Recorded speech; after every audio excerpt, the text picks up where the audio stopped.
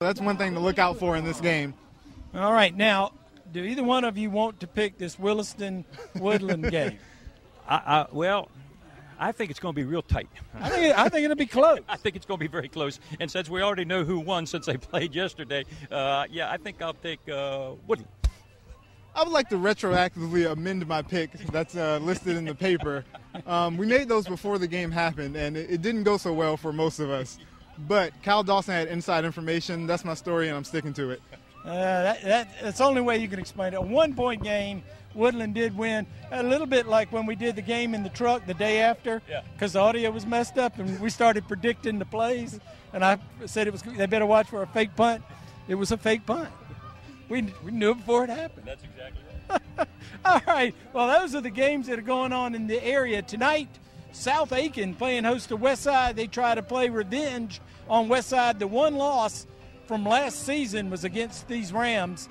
We're going to come back and talk some more extensively on this game tonight in the pregame show of the Game of the Week for the Aiken Standard when we return.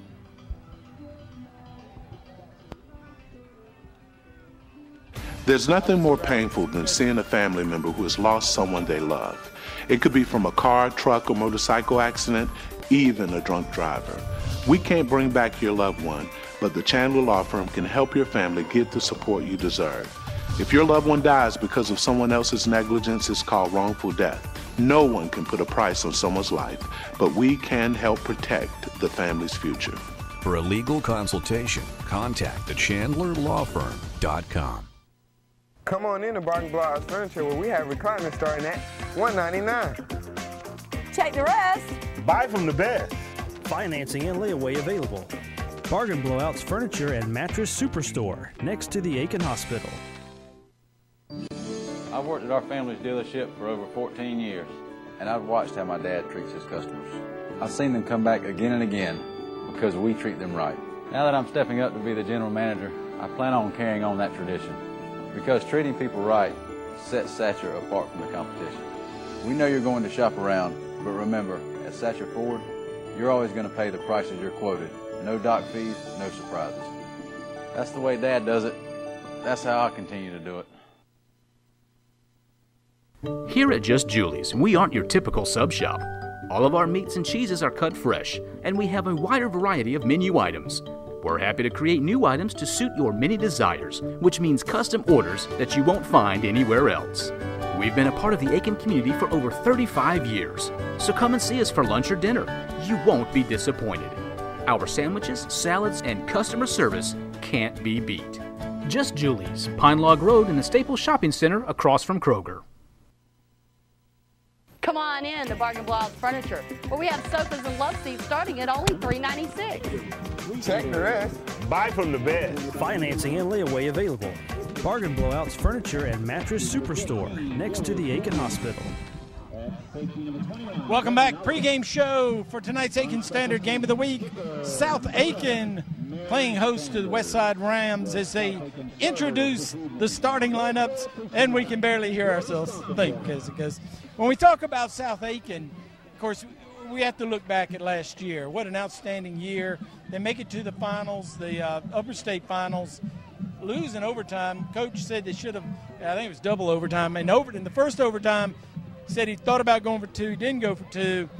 Second guessed that a little bit. But what the heck, it was a great year. And they've got a good team, and you start with their running back, Roberts. What a great runner. This is one of the games I've really been waiting to see because we haven't seen him play yet this year, and he is outstanding. Talked to the defensive coordinator for Westside, and we both had the same words come out of our mouth at the same time. Chris Roberts is a load. He is hard to bring down, and that, I think, is going to play a crucial part of this ball game because one of the unknown elements for Westside this year is their linebacking core, and they're playing a 3-4 defense. You got to have good linebackers. He says they're young. He likes them, but it's going to take a while maybe for them to really hit their peak. I think Roberts may wear them out tonight. And Roberts is the number one running back in the area, but they also have the number one quarterback in the area. and their quarterback Boynton. Yeah, Boynton has been able to pass effectively for them all throughout the season so far. So that's another dimension of that game. And then you add on to that Deshaun Kitchings, who is a star out at wide receiver or wherever they decide to line him up. Every time he touches the ball, there's a chance for an explosive play. He has 13 rushes this season. He has 5 rushing touchdowns. So kind of an efficient use of his time out there on offense. It usually lines up at wide receiver, but they put him in the backfield sometimes. So he's another big weapon for them out there on offense. Now, on offense, we know all those names. Defensively last year, they were very, very good. They've lost some of their stars from that team, but Reed Boland picking up where he left off. He's the linebacker. He's number 2 in tackles for the area. Yeah, and Reed was a member of a triumvirate last year where they had 3 linebackers. I think 2 out of the 3 made the all-county team and all Aiken Standard team. Reed is the only one that's back, but he's got some company out there that's playing very, very well. They look a little bit bigger and stronger up front to me than Westside does, okay, at the front line. I think their linebackers are a better group overall than Westside, and they've got some speed in the secondary. So I think their defense is good, but I think, they got a tough job tonight. Westside's known for scoring some points. It may help that they've got a rookie quarterback in there a little bit for Westside and against an experienced defense. Any defensive players besides Boland we should look for? Well, it's another good group of linebackers. DJ Parker's back there, and Garrett Paschal has 2 pick sixes in the past couple of weeks. So they have a lot of depth at the linebacking group, and then you have Jamonte Martin and those guys out there on the field as well. So it's just a group of stars on that side of the ball for South Aiken as well. Now, on Westside's side, they've got a sophomore quarterback. Had a little injury early in the season. You know anything about him? Well, I know that he's young, obviously. We've watched him. The coaches are high on him, but he's just young. I wouldn't be surprised if he doesn't make a couple of young mistakes tonight, frankly. They would be in better shape if they had their senior quarterback. I don't think there's any doubt about that. But they're going to go with Junior Smith, okay? We watched him pregame. Throws the ball pretty well. He can move very well. So he can pose some problems for the South Aiken team. From a defensive point of view, anything special to look for on Westside? I think they have another solid defense, as he said earlier, though, with the linebacker group. We'll see how they perform. They're really going to have to defend against the big plays, as any defense has to do it when they meet up with South Aiken. If they can limit those, it should be a close game. If they're South Aiken's able to break off a couple of those, then we could see a high-scoring affair that could get out of hand. And they have one on Westside's team. They've got one outstanding defensive lineman in Nick Hampton, number 92. We got to watch him tonight. He may take care of some things so that the linebackers don't have to worry too much. He's an App State commit already and senior lineman, defensive tackle. I think he's going to have a good ball game tonight, but he's going to have a good ball game, and that front 3 had better be able to occupy some people or they're going to be in for a long night. Number 16 kicking for them, watching him warm up. He had a pretty big leg. Yeah. And I know you're worried about the specialty. Well, I love to see a good kicker at the high school level, and that young man can absolutely kick it. His name is Poole, number 16, and I'll tell you what, I think he could make the difference in the game. If it comes down to a field goal, it looked to me like he could kick it from anywhere from 40 yards in, and that would be a weapon. Also a good punter. So I like him as a kicker, and you never know. Special teams could play a role here tonight. And South Aiken's kicker pretty good as well. Yeah, right? Marion Sanders is a pretty capable kicker as well. So I think that's kind of an even matchup there a little bit. I like the fact of not the spring game, the jamboree, where he was kicking the kick and Williston rushed. They weren't supposed to rush, and he sort of had to double clutch it. Still almost made the kick, but you could tell he was not happy. You got to like that in a kicker who's not happy about the fact they missed the kick and they cheated.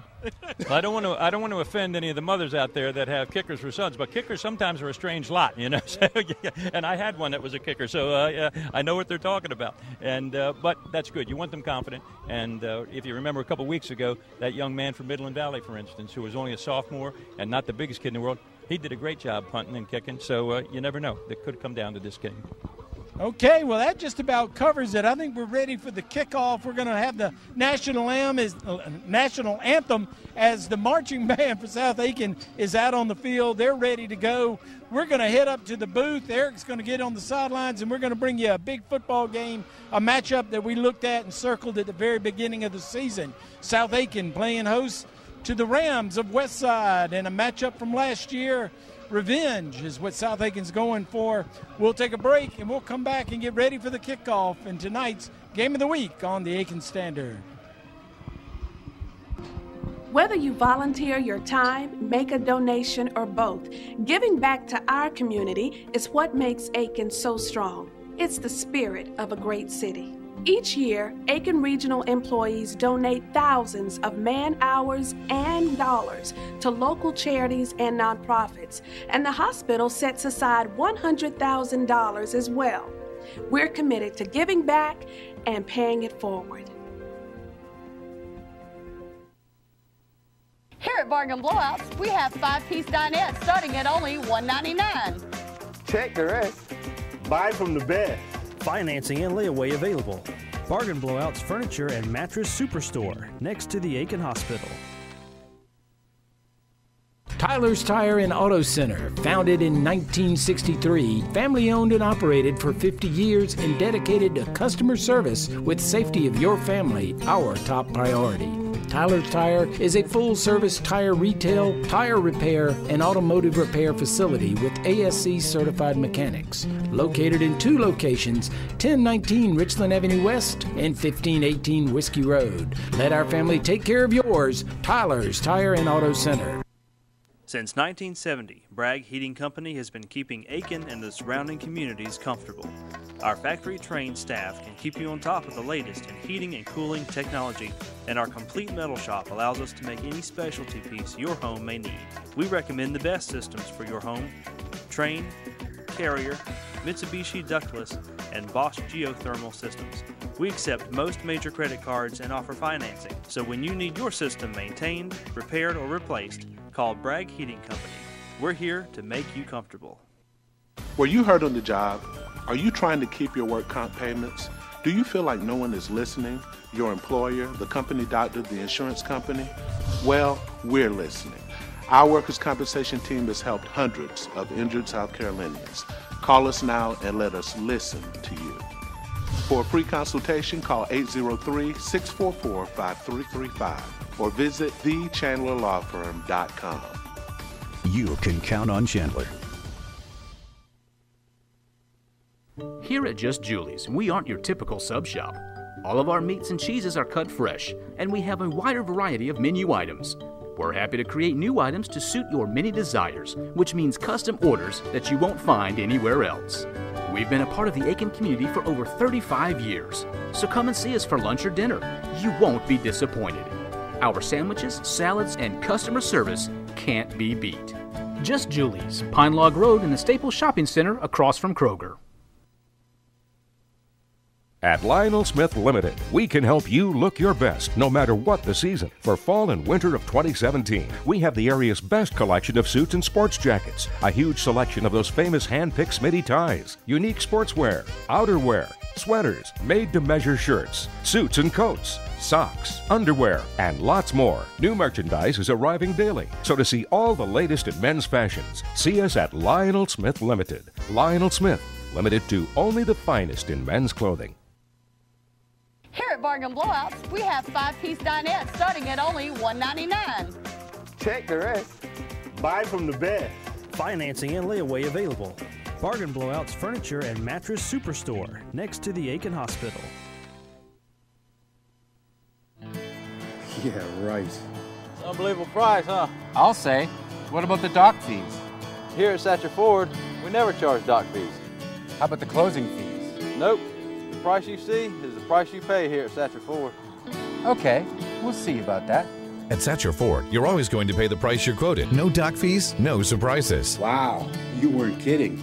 No extra fees. I'll take it. Thank you. Thanks, Chris. I'm glad to see you. All right, have a good one. There's nothing more painful than seeing a family member who has lost someone they love. It could be from a car, truck, or motorcycle accident, even a drunk driver. We can't bring back your loved one, but the Chandler Law Firm can help your family get the support you deserve. If your loved one dies because of someone else's negligence, it's called wrongful death.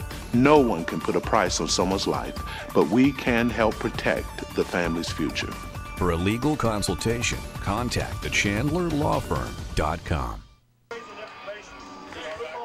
You're looking live at the stomping grounds from South Aiken High School, where tonight the Thoroughbreds play host to the Rams of Westside, the only team that put a blemish on South Aiken's regular season record last year. They did that up in Anderson. It was by the score of 42-7. South Aiken looking to pay them back here on their home field at South Aiken. Good evening, everybody. I'm Ed Gerardo, along with the coach, Ken Brace, and Aiken Standard sports editor Eric Russell will be joining us on the sidelines. Coach, I'm excited about being here. The electricity at South Aiken, it's a lot better than it used to be. It is really exciting over here now. And an interesting comment was made by Chris Hamilton's buddy on the other side, Coach Easley, who said a few years ago he wasn't sure about what the atmosphere was like here. But he said it looks very interesting at this point. Okay, things have changed dramatically. Okay, and we expect a good ball game tonight out of these two. All right, we've got good players on both sides. Beautiful night, okay? And like you said, it might be the calm before the weather storm, but I think we're about to see a storm here tonight. I think this is going to be a battle. The captains are meeting at midfield to have the opening toss, and both teams poised to run out on the field as the music blares here, which of course does my heart good. I was the PA announcer here at South Aiken for about 7-8 years back in the Dan Pippin era, and even after that. So had a lot of good times here at this stadium, but they're playing a lot better football than what we experienced back in those days. We had some good teams, but none like last year's team that lost the one regular season game and then lost in the Upper State Championship. And they're playing up tonight. The Thoroughbreds are a 4A team and Westside a 5A team. Westside about 2 hours and 45 minutes away. I'm curious to see how many fans they bring, and it looks like they're going to have a good crowd over there tonight for the ball game. We've got the captains out for the coin toss, okay, and for the Westside Rams, number 4, Hunter Marchbanks, and you'll notice that he is not completely dressed. He is the quarterback that's a senior, and he's injured, but they still let him go out there as a captain, and I think they'll miss him tonight. Number 28 is Ty Gray, cornerback and free safety. Okay, number 51, Rashid Owens, who is their offensive center, and number 92, okay, Nick Hampton, defensive tackle. All right, South Aiken, little different entrances. They walked in arm in arm, kind of like Remember the Titans a little bit as they wait. All right, they're waiting for the captains to come running back to run in with them. And the captains for the Thoroughbreds tonight, number 1, wide receiver Deshaun Kitchens. Number 6 is their star running back, Chris Roberts. Number 9 is Kavis Swedenberg, okay, also a senior cornerback. And number 33, an inside linebacker, Reed Boland. And the Thoroughbreds won the toss but deferred, okay, till the second half, so they will kick off to start the ball game. For both teams, right outside of their banner before they run in. Kind of interesting. It's like, who's going to go first at this particular point in time? It's a face-off. Not sure who's waiting for what here. Here come the T-Breads. And Ed, when we started doing these games, what, 8 years ago? Yeah. Okay, the atmosphere here, I can understand why Coach Easley thought there was some question about it. It was a whole lot quieter and less enthusiastic than it is now. And I think that may have something to do with winning. Winning has everything to do with it. Reed Boland, the young man who led the team in, carrying the American flag. And here come the Rams of Westside. Again, they put it on South Aiken last year. I ran into Coach Hamilton last year at a school event the week after this game that South Aiken lost, and just talked to him real briefly, and he said that he thought that maybe the bus ride, they had a real nice bus and rode up there, and they got off the bus, and it's a big stadium and a big crowd, and the lights and the smoke and everything, that may have been in awe of the whole situation. But he did tell me that day, we'll be okay and we'll bounce back. And boy, did they bounce back, not losing another game for the rest of the season, winning the regular season in conference and then going on and being very successful in the playoffs. And, you know, I don't think it's an accident, and I'll be curious to see how Westside reacts tonight. You take a 2.5-hour bus ride or 2 hour and 45-minute bus ride, I guarantee you half those players were asleep, okay, on the bus, all right? The other half had their headsets on probably or something like that. But that's a long way to go for an evening ball game. Okay. It's not like the pros or the colleges who show up a night ahead. Well, these teams up in the northern part of the state play in big stadiums with big crowds. So they're used to having some big fans base in the stands for them. KD Fant Miles is deep to receive. Kicking for South Aiken, Marin Sanders. We are moments away from getting this one on. Everybody on their feet, a decent little crowd down. As Coach pointed out, it is a beautiful night in South Aiken. Temperature right around 80 degrees. The sun is setting behind the trees and it'll be cooling off and it feels like football. And you know, another thing I'm curious about tonight, Ed, last couple of years, South Aiken has had a huge differential here at their home stadium, outscoring the opponents by 30-some points.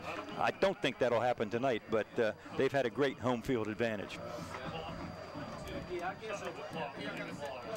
They're waiting for the clock is what they're waiting for. I think they got to reset the clock. As they're showing zeros on the scoreboard. So everybody's fired up. Everything's good to go. They've got a nice new concession area and restroom area over here on the southwest side of the field. Used to be that you had one restroom, one concession area over here on the home side of the field, and it was nice that they were able to spend a little money and get that. That was something that's sorely needed. Technical difficulties are over now, Ed, so we can get started here. 12 minutes on the clock. Here we go. Sanders' boot is away. It is deep end over end and into the end zone. That'll be an automatic touchback. Westside will bring it out to the 20-yard line where it'll be a 1st and 10 for the Rams.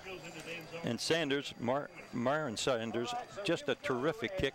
And at any level of football from high school on up, well, if you've got a kicker, that's quite a weapon.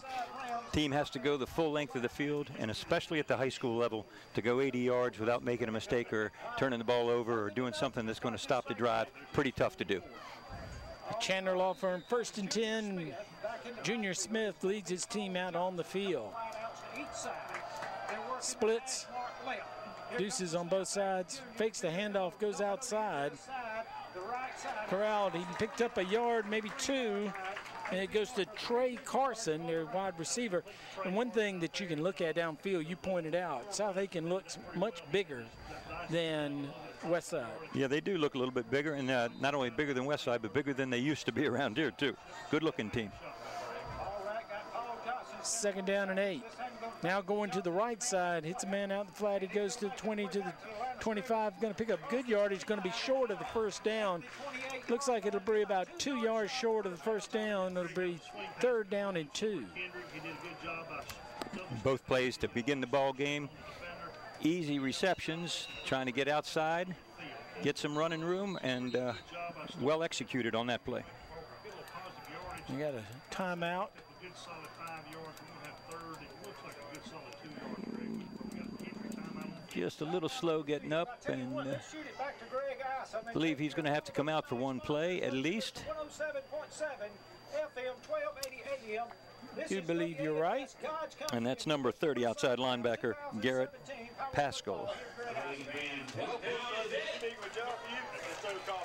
So he gets to the sideline, walked off on his own power, and it's 3rd down and 2. Big 3rd down play here early in the ball game. South Aiken shows blitz, backs up.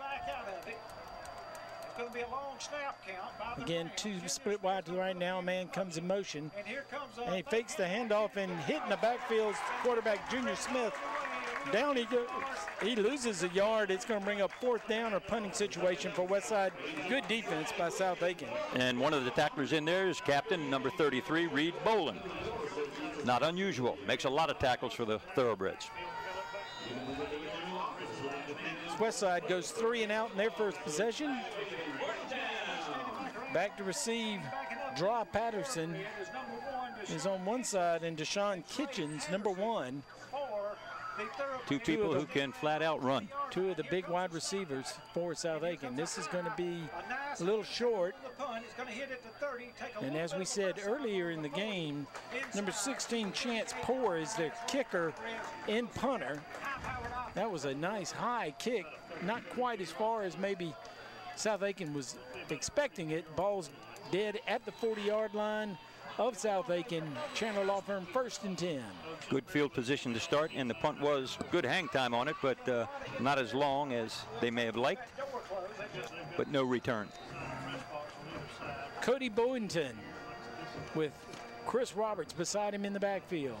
Hands off to Roberts. Roberts hits the middle, and he is stacked up. He gained a yard. That'll be 2nd down and 9. And I do believe that's one of the keys to the game. If Westside can contain Roberts, they'll have a much better chance of doing well in this ball game. Nobody else has been able to stop him for 2 years, though. Gains about 175 yards a game. We'll give him a yard and a half. 2nd down, 8.5. That's right. Well, they actually give you 2 yards on the carry. It'll be 2nd down and 8. Here comes back to pass. Looking over the middle, looking downfield. Just a little bit too high. He was looking for Jesse Sanders.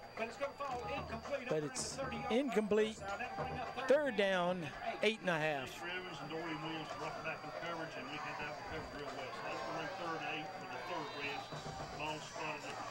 Pretty good decision by Cody to throw the ball away. He didn't have an open receiver. Threw it on down the field. 1 split wide to the right. Actually 2, 1 to the left. Goes downfield, and it's going to be out of bounds. Almost intercepted. Number 19 for KD Fant Miles. And he was under great pressure that time. He took a shot after just as he released the ball, and had no chance for it to be complete. In fact, the closest person to it was a defender. So 3 and out for both teams. And Boynton is also the punter. Okay, so he'll drop back in punt formation. Don't believe that Fant Miles is deep enough. He's just going to let it go over his head. No, he fair catches. There was somebody flag on the play. The other side at the 20-yard line. Running into the kicker, I think they're going to have to call. And Boynton put on quite an act. Are the Academy Awards coming out anytime soon? I was watching the ball in the air. Yeah, he did get hit, sort of. But he went down and got the call. Personal foul, running into the kicker, or roughing the kicker on a personal foul. So that'll be 15 yards, and it will give South Aiken a 1st down. First break of the game goes to the Thoroughbreds. That is going to be the personal foul, a 15-yard penalty.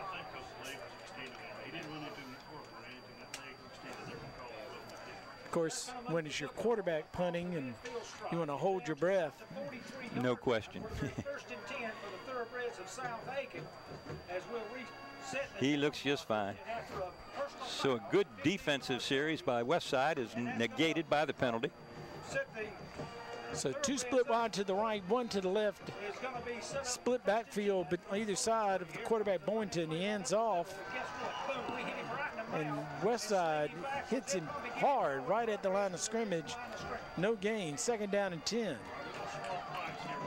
And we've got a South Aiken lineman. Looks like their right guard, Joey Simmons, got a little nicked up there. Stays in the ball game. Same formation. Hands off. Breaks the play and knocked down. That's Kitchens in the backfield. Kitchens comes up a yard short of the 1st down, 3rd down and 1. Good looking run by Kitchens. It was a good run. Gives him a little bit of the power runner and then the scat back. The 3rd and 1. This is where Chris Roberts lived last year. Let's see if they go with him. They hand to Roberts. Roberts hit a pile. He gets outside. Oh, hit hard. Stood up. Nice quarterback. Nice tackle by number 19, Fant Miles. Still going to be close to a 1st down. Boy, that was quite a stick. Kadarius Fant Miles came up from his free safety position and just delivered a shot. And he's the return man. He was deep to return punts and kickoffs. And he came out and put a lick on Chris Roberts, one of the toughest runners he'll see this year probably as a running back. So they're going to bring the chains across the field and measure for it. And I think he's right at it. And I think it's 4 down territory probably. If he doesn't make it or doesn't have it, I think they'll go for it. Westside had the middle plugged up.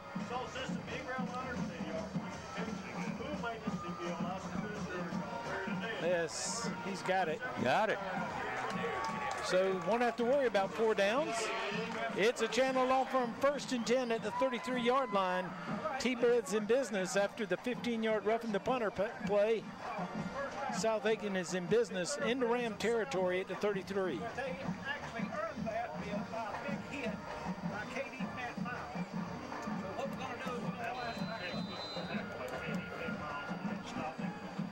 Two split wide to the right, 2 to the left. Roberts in the backfield next to Boynton in the shotgun formation. Brings Patterson in motion left. Now 3 on the left side. Now runs Roberts. And you got to give South Aiken credit. They're going to stick with the bread and butter. Well, they got to establish him. So far, Westside has done a very, very good job defending against him.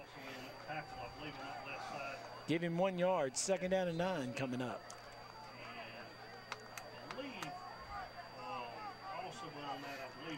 And so far, those rookie linebackers that Westside told me about, they look pretty good. Well, the front line doing their job. Now fakes the pass, pump fakes going down the line. He's got Kitchens out there. Kitchen out of bounds. Called out of bounds. Kitchen slowed down, made a nice catch in front of the defender, but apparently he was standing on the sideline, so it'll be 3rd down. Nice pump fake by Boynton to get him down the field. Yeah, and he had the defender turned around. No way he was going to be able to stop the pass.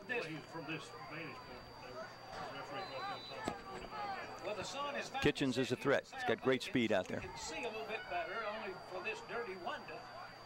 But anyway, here comes Boynton and the hands off, and Roberts hits a guy from the side, going to get down to the 26-yard line. He's going to bring up about 4 yards short, 4th down and 4. That's Roberts' biggest run of the night. And they're doing a good job. I mean, and they're delivering some shots. That's a nice tackle. So he picked up 5 yards on the play. 4th down and 4. 2 split wide left, 2 to the right.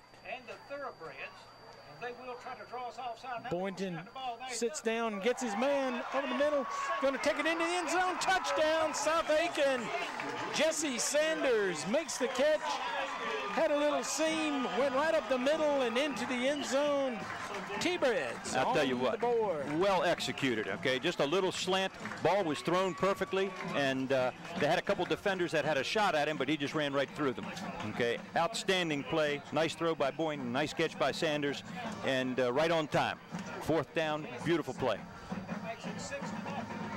24 yards on the play. Extra point coming up. Kick is up, and it is good. And that's another Sanders. Marin Sanders adds the extra point. South Aiken takes the early lead, 7-0 over Westside. You're watching the Aiken Standard Game of the Week.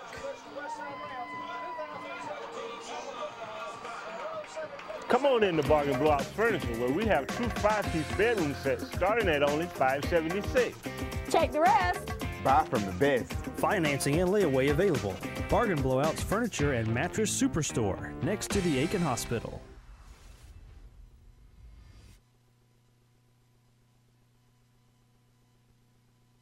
That was 27 yards. 27.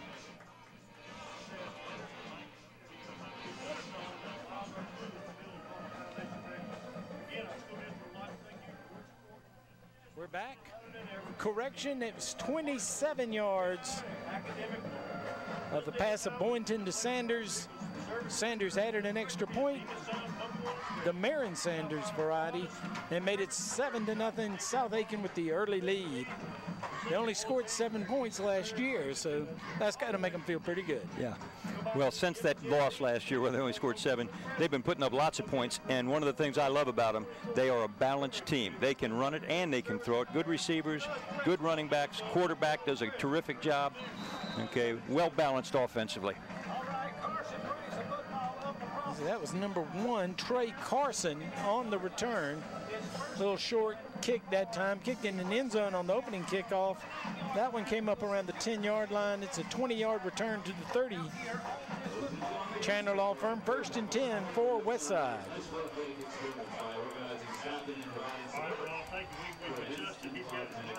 Junior Smith leads his team back on the field. 3 split wide to the right, 1 to the left. Running back in the backfield next to Smith. Going to run an option out to the right. Going to keep it. Gets hit. Looked like he was looking back to pitch. Not sure that he was ready for it behind him. I think that was a good move to hold on to it, although he should have, I believe, just kept going straight up the field rather than turning laterally. Nevertheless, not a bad play. Picked up, what, 5? 5 yards, 2nd down and 5. I believe if the pitch man had been paying attention, that was number 23, Paul Johnson. He might have been able to take that down the sidelines for a huge gain. Here they come on the other side. The option man throws it behind Johnson. Johnson gets it back outside the 20. He's going to be tackled down at the 16-yard line. Big loss, big play by the South Aiken defense. Tried it to the left, got 5 yards, came back to the right side, and they're going to lose about 15. Travis Swedenberg, number 9. Outside linebacker DJ Parker, number 10. Both of them right there on the play. And Westside very fortunate to have the football. There's the Smitty instant replay.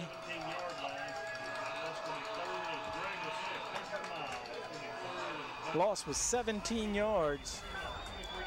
It is 3rd down and 17. Now make that 23. Paul Johnson in the backfield. Going to take the snap. He's looking. He's going to hit the man over here in the flat. He's going to make a good play. All right, now they got some room to run. He may get the 1st down. If he gets through this tackle, he gets it. And he's out to the 45. That's going to be a 1st down, and that's Fant Miles on the reception. Caught it out in the flat in a little bubble screen, and he turned into a big game. I'll tell you what, that Fant Miles made a great stop earlier in the ball game on Roberts, made a terrific tackle on the defensive side. Now we see what he can do on the offensive side. Well executed little screen pass and just a terrific run. Picks up a 1st down when it was 3rd and long. Picked up 30 yards on the play. Chandler Law Firm, 1st and 10. Big play for the Rams, their first down of the game.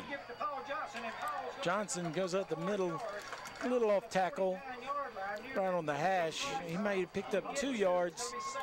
It's going to bring up 2nd down and 8. And Johnson has had a good season so far. He had a big game last week for the Rams, but so far tonight really hasn't shown a whole lot offensively with the running game.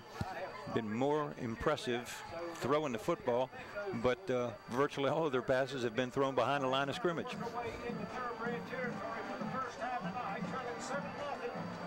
49-yard line.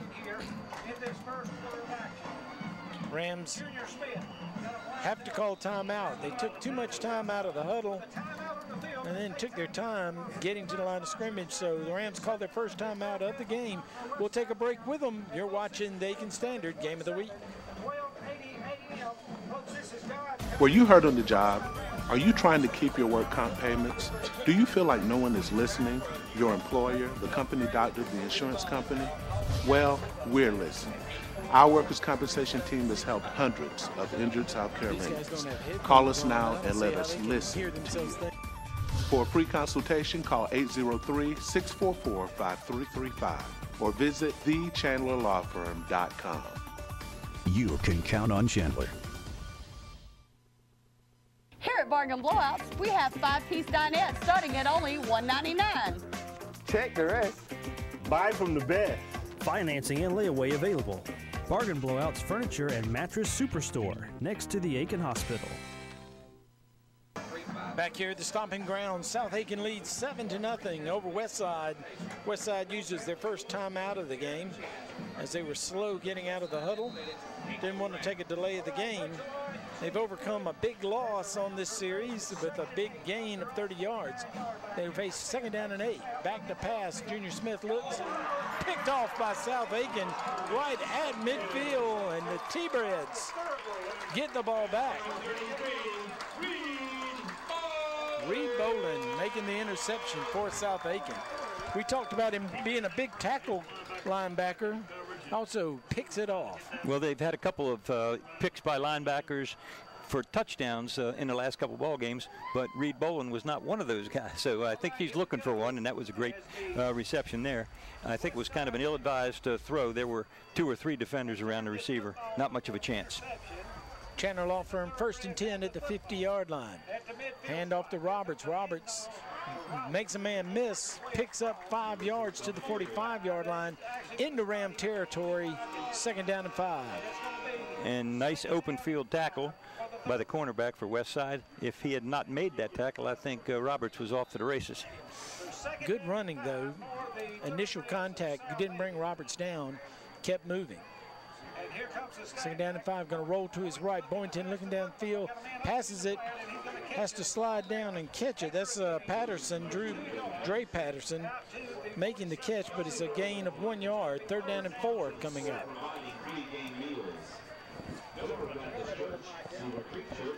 All right, here we go.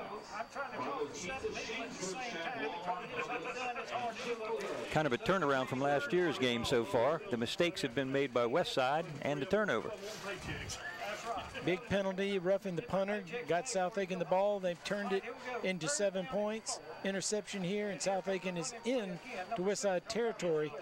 And Roberts going to be short. He might have gained 2 yards. He's going to bring up 4th down and 2.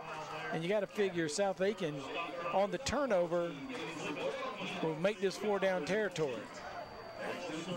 Looks like they're sending in the punting team. Only 1 yard on the carry, though. Still 4th and 3. They need to make the 40-yard line. So the punting unit does come on the field, and Boynton will punt. They'll play field position. 2 deep to receive. All right, let's see what happens here. I've changed my mic out. Pat Miles is set up on the 15. Under heavy pursuit. This drops him back to the 10-yard line, takes a fair catch. Chandler Law Firm 1st and 10 at the 10-yard line. Westside will take over at that spot. And I believe that was Dorian Williams who made the catch down there. That was a nice play. Good punt. That was one of those dead ducks that if he doesn't catch it, it may roll down inside the 2 1-yard line. Well, we got a little break here for just a second. You haven't mentioned them yet, but how about those Gamecocks this week? Well, it was a nice win, first game of the season. They got a long ways to go. We'll see how we feel after tomorrow's game. To give equal time, I was at the Clemson game at the same point, and Kent State was not very inventive, but certainly Clemson looked good. All right, back to South Aiken in Westside. Westside keeping it close to the vest, gains a yard, 2nd down and 9. Deep in their own territory, and got to be careful here. And they are foot to foot. Can't be very interesting down here.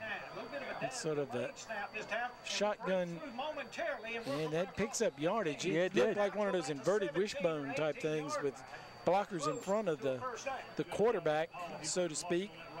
Maybe more of a wildcat formation. Had 3 blockers leading him around the corner. Pretty nice defensive job by South Aiken to hold that to just a few yards. A 6-yard gain, 3rd down and 3. Out at about the 18-yard line. So the Rhino formation sets up again for the Rams. That power formation there. This time goes to a running back. He's going to be close. A little bit short. Has to make the 20. I think the other side. And he's this side of the 20. I don't think you can because you've already been, the defense has been back in the corner. So they're going to measure for it, bring the chains out. That's kind of surprising. They ought to be able to. Should be able to tell whether he's on the line or not. Yeah, exactly. So with 43, goes second. Maybe Westside is hoping for a crooked line out there. On top of the visiting ring. And they're going to stretch those chains out. First down. First down Rams. Wow. So the Westside picks up a first down. Chandler Law Firm 1st and 10. They're at the 20-yard line. And they picked up a first down with, as I said, nothing very fancy. Double tight formation, shotgun, running right at you, and they are foot to foot. There's no place for anybody to get through, I can tell you that. No wide receivers. They are bunching it up, telling South Aiken come get us. South Aiken had a run blitz on that time, nearly got there. Well, that formation, you're going to see a tight defense come up. Picked up 2 yards, 2nd down and 8. And Tyler Laird nearly was able to get penetration and stop the play behind the line of scrimmage. 2 tight ends. So again, coming out on the keeper, trying to get around and can't get outside. South Aiken makes a good defensive play, pulls him down. And that's number 10, DJ Parker, making the tackle. And Parker's had a couple nice tackles. Eric Russell talked about their linebackers, and so far all 3 of them have done a nice job in there. Made some tackles, and that's the end of the first quarter. That was a fast first quarter. A quarter's in the books. We'll take a break, and we'll come back and get ready for the second quarter. You're watching the Game of the Week, the Aiken Standard Game of the Week. We'll be right back. Here at Just Julie's, we aren't your typical sub shop. All of our meats and cheeses are cut fresh, and we have a wider variety of menu items. We're happy to create new items to suit your many desires, which means custom orders that you won't find anywhere else. We've been a part of the Aiken community for over 35 years, so come and see us for lunch or dinner. You won't be disappointed. Our sandwiches, salads, and customer service can't be beat. Just Julie's, Pine Log Road in the Staples Shopping Center across from Kroger. Tyler's Tire and Auto Center, founded in 1963, family owned and operated for 50 years and dedicated to customer service with safety of your family, our top priority. Tyler's Tire is a full-service tire retail, tire repair, and automotive repair facility with ASC certified mechanics. Located in 2 locations, 1019 Richland Avenue West and 1518 Whiskey Road. Let our family take care of yours. Tyler's Tire and Auto Center.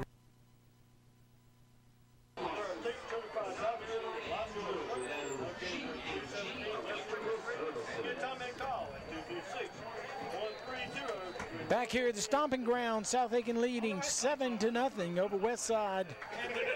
Start of the second quarter, 2nd down and 7 at the 23-yard line. Gonna be another keeper, gonna be a holding call out here on the corner. Westside had a man locked up over there and did not go well either way. An outstanding defense by South Aiken. They just played that right down the line. Nowhere for the quarterback to go. Trey Thomas was the man being held, and he made the tackle, so good job by Trey.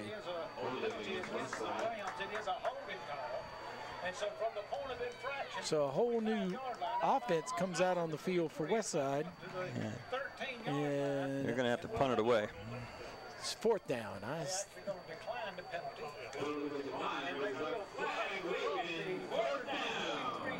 Well, now we said good things about this punter before the game. Let's see if he has another decent punt.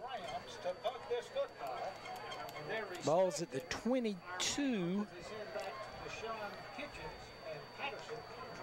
Make that 23.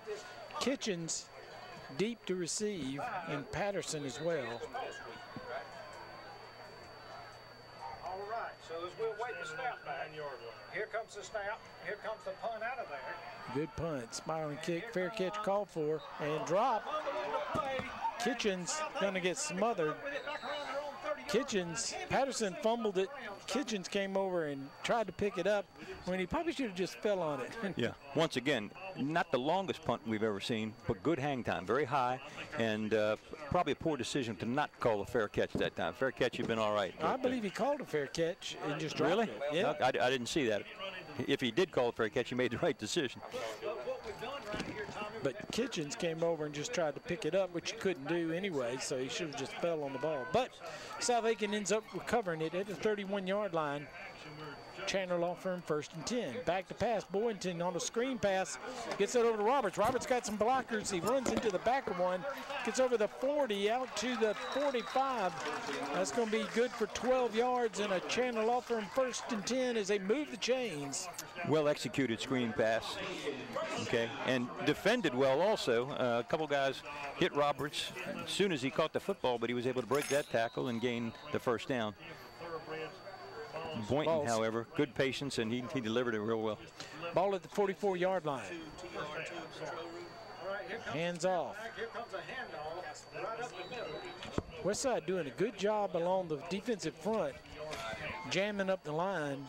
Roberts is having to stop right at the line of scrimmage and has nowhere to go. And when we get a chance here, we're going to go to Eric Russell down on the sidelines. After this play, we should be able to do that. You think so? I think That'd be so. a good idea. That's a plan. Barring some incredible pass, which goes in and out of the hands of Sanders. We'll bring up 3rd down. Let's go down to Hey, Eric guys, I on have the a couple sidelines. score Eric, what do you updates. have? Right now, North Augusta is up 14-0, and Strawman's up 7-0. And down here on sidelines, South Aiken is doing a great job protecting against the run. In the first quarter, Westside was held to negative yardage by my stats. All right, thank you, Eric. 3rd down and 9. Kitchens comes into the backfield. We've seen him run from there, and they hand it to him. Looking for a seam, and Westside comes up, makes a good tackle, holds him to a yard, and it's going to be punting down for South Aiken. And I've been impressed so far by the run defense for Westside, okay? South Aiken has been running the ball very well all year long, and it was a continuation from last year, and they've been held in check pretty well so far. So Boynton will drop back to punt.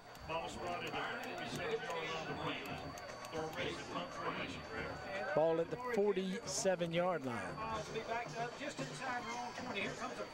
That's a great punt. Fair catch called for. Nice catch. 21-yard line. So Westside will have the ball. Chandler Law Firm 1st and 10. So exchange of punts, and they're pretty much right where they were.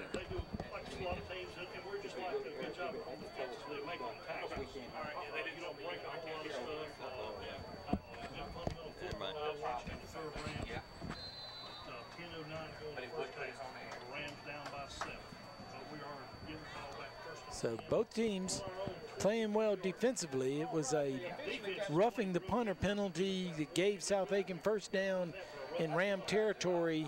They were able to cash that in with the touchdown, and that's the lead right now, 7-0. Little delayed handoff, no gain. That'd be 2nd down and 10. And let's give the South Aiken defense some credit too. They have stopped the run pretty much cold. Had the one screen pass that went for a pretty good gain to get a 1st down, but other than that, South Aiken's playing solid defense. Picked up a gain of 1, so 2nd down. It's hard to deny Paul Johnson a yard or two. I guarantee you, I agree. Give him a yard on the play, 2nd down and 9. Along with a quarterback. Fake the handoff. Now Going to throw it back. That's a dangerous play there. He's running back into the crowd, and the swarm hits him around the 15. I think they'll say he made the 16. A big loss again. That was dangerous throwing back behind. That would have been a live ball had he not been able to catch that. And the ball carrier absolutely smothered. Zaire Ziggy Harrison, number 8, among the tacklers. He had company. The Smitty replay. Good tackling by South Aiken. Another little screen pass, bubble screen. That play got him a first down, and it's going to get him another first down. Comes out over the 40 to 45, and just about the same result as the last time they ran that play. And that was Fant Miles again in about 30 yards. And the first time they ran that play was just a quick little screen from the right hand, or the left hand side, I should say. This time they did it from the right. Both of them very, very effective. So a big first down for Westside. They keep the ball moved close to midfield. Another backwards pass in the backfield. Tries to get away. South Aiken stays with it. It's going to be a loss of about 4 yards for second down and 14. And the way this is going, I wouldn't be surprised to see that called a lateral at some point if it goes incomplete, okay? And South Aiken will pick that thing up because he's definitely throwing it backwards. Well, it's definitely a backwards pass. They say his momentum or his forward progress was the 44, so it's a loss of 3 yards, second down 13.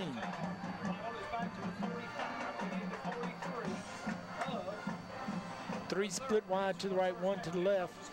Back to pass, pump fakes, now looks downfield. Now he's going to scramble, going to try to get away. Got one man to beat. He does get outside. He is going to get positive yardage, but he ran about 20 yards to pick up about maybe 3. And the coach will take that because it looked like it was going to be a loss of 10 or 15 yards. Nobody open. Okay, that should have been a coverage sack, but he was able to squeeze out of there. Very, very fortunate. Might have even been a hold there. They actually made it into South Aiken territory to the 49, so the pickup was 7 yards. Good run.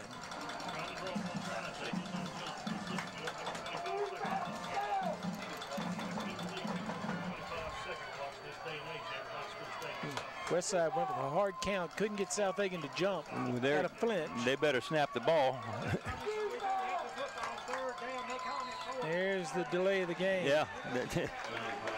Just took too long to get that going. I don't have a stopwatch or anything, but I got that stopwatch in my head. I could tell he was a little bit late there. Feeling. They don't have a play clock here at South Aiken that we can all enjoy watching tick down.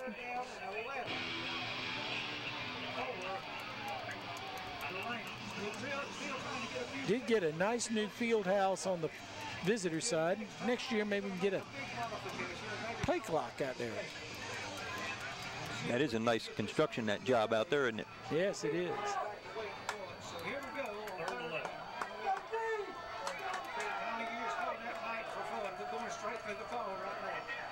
Quick.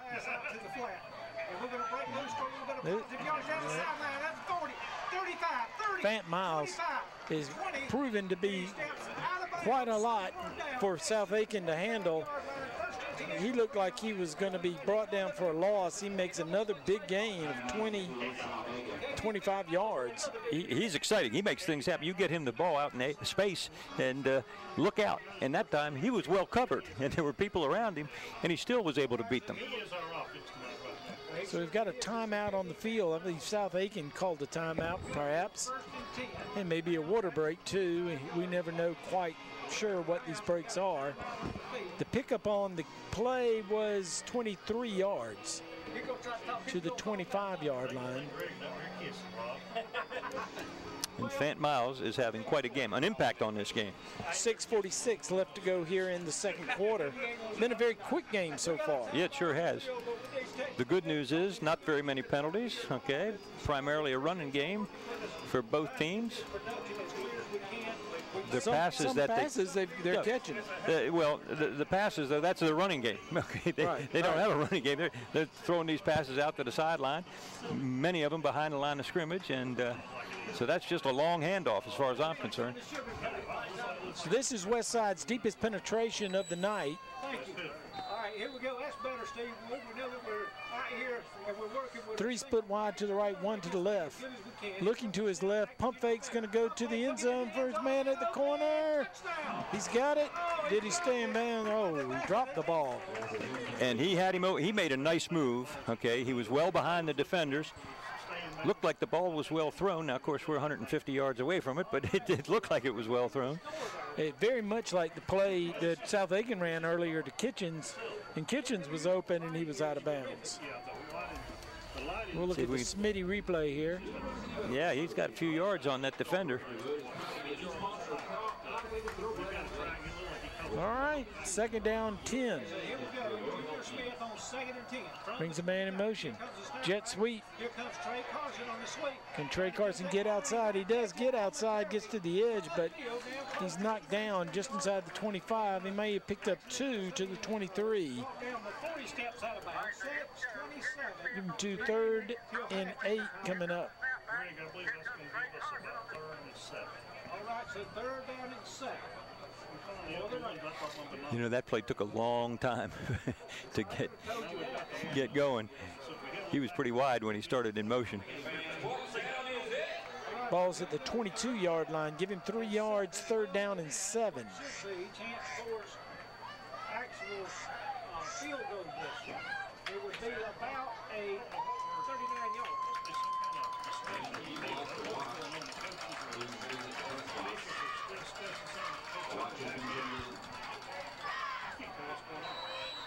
All right, so here we go. Timeout now. Oh, timeout. Westside takes a timeout. We'll take a timeout with them. You're watching the Aiken Standard Game of the Week. Here for just 1 second. Folks, we're going to keep it right here for a moment. Were you hurt on the job? Are you trying to keep your work comp payments? Do you feel like no one is listening? Your employer, the company doctor, the insurance company? Well, we're listening. Our workers' compensation team has helped hundreds of injured South Carolinians. Call us now and let us listen to you. For a free consultation, call 803-644-5335 or visit thechandlerlawfirm.com. You can count on Chandler. They can provide all your cleaning needs. All right, Westside here at the stomping grounds at the 22-yard line of South Aiken. They trail 7-0 to the T-Breads. This is the first time that they ventured down in this territory tonight. South Aiken's defense has come up big, held them outside the 50. Now they got to come up big here as the Rams get close to the red zone. 3 split wide to the left, 1 to the right. Pump fakes now comes in a wheel route to Johnson, the back, out of the backfield. He stepped out of bounds way up the field. And there's a flag down. I think they're going to get called for hitting him out of bounds. Well, they did tackle him, but he was running down the sidelines. How could he possibly tell that he'd stepped out of bounds? Because he's saying he stepped out of bounds back at the 23. We'll see what they have. I really don't know. Personal foul against South Aiken. And that's what they're going to call is a late hit. He stepped out of bounds. He's running down the field, and South Aiken didn't know he stepped out of bounds. Of course, the official's going to say I was blowing the whistle. So that'd be half the distance. And goal for the Westside Rams with 5:35 remaining, 7-0 Thoroughbreds. And they still yet to mark the penalty against the Thoroughbreds. That's going to walk it down to the 12-yard line, I believe.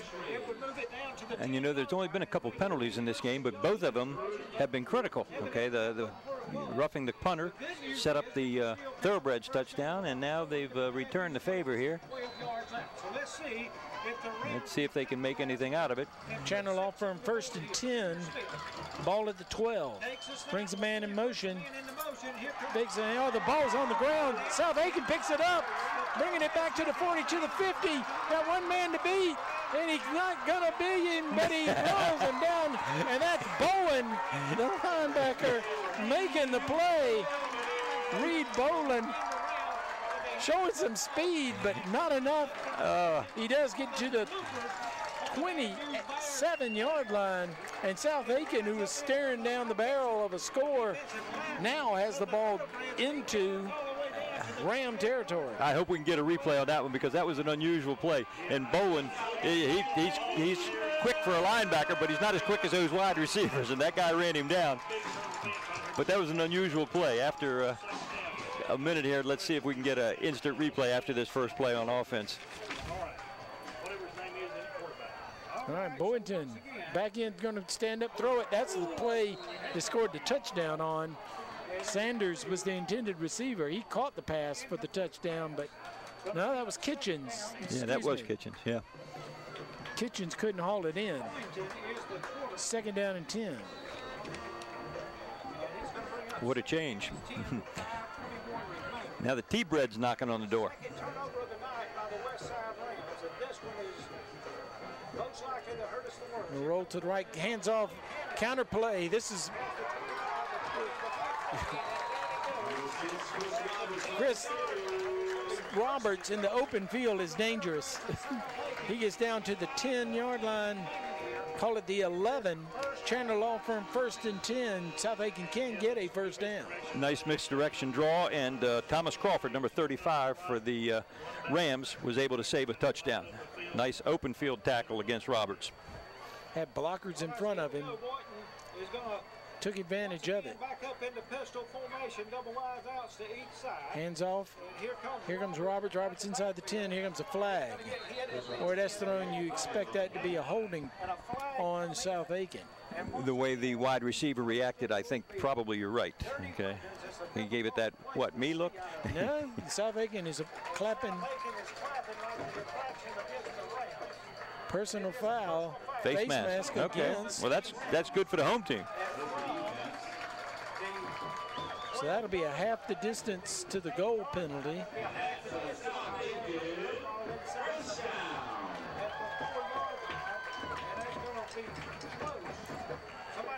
Take it inside the 5 to the 3, I believe, unless they give him an automatic first down on the. Well, he gets first down on the penalty, I think. So that's 1st and goal. Chandler Law Firm 1st and goal from the 3. Brings a man in motion. That's Patterson. He stops. Now handoff. Roberts goes through. He's in the end zone or just short. He's knocking on the door. At the 1. 2nd down and 1. Bolin going to come in the game and be a blocking back. He got him the ball. Let's see if they hand it to him. Wouldn't that be something? They make some wholesale changes on offense. 2nd and goal from the 1. South Aiken leading 7-0. They're content to let the clock run. 4:20 on. Yeah, power formation to the left here, Ed. Roberts in the back. Oh, that's a nice tackle. Him down, got in there on that. If Boynton had kept, I believe he could have walked in. 2nd goal from the 1, that backs him all the way up to the 8-yard line. Good job by Ty. All right, so. Lost yardage on that play. Yes, he did. From the 3-yard line, it'll be 3rd down. They give him forward progress, not really 5 yards of forward progress, but it was forward to the 3. Roberts. Another handoff. Roberts Oh, going to man. lock this one in. Wow. Touchdown, South Aiken.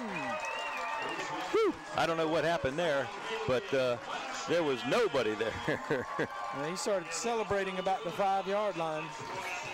And was that Kitchens? Yeah, number 1 scored that, I believe. We'll see on the replay.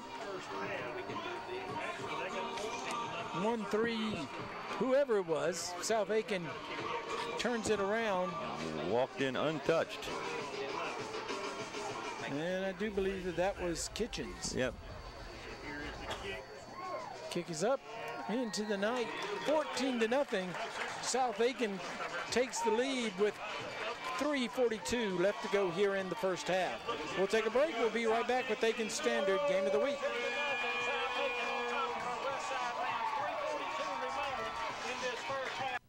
What's the foundation for a great community?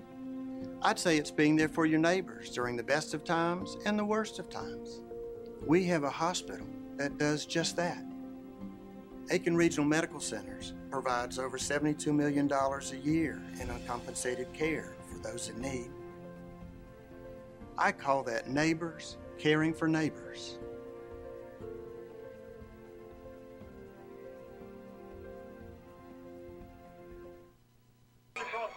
Back at the stomping ground, South Aiken takes a 2-touchdown lead here with 3:42 left to go until halftime over Westside, 14-0. 2 big plays on mistakes on the Westside side. Roughing the punter gave South Aiken the ball into Ram territory. That got the first down. Then a fumble picked up by Reed Boland. Returned deep into Ram territory. South Aiken responds with their second touchdown and lead 14-0.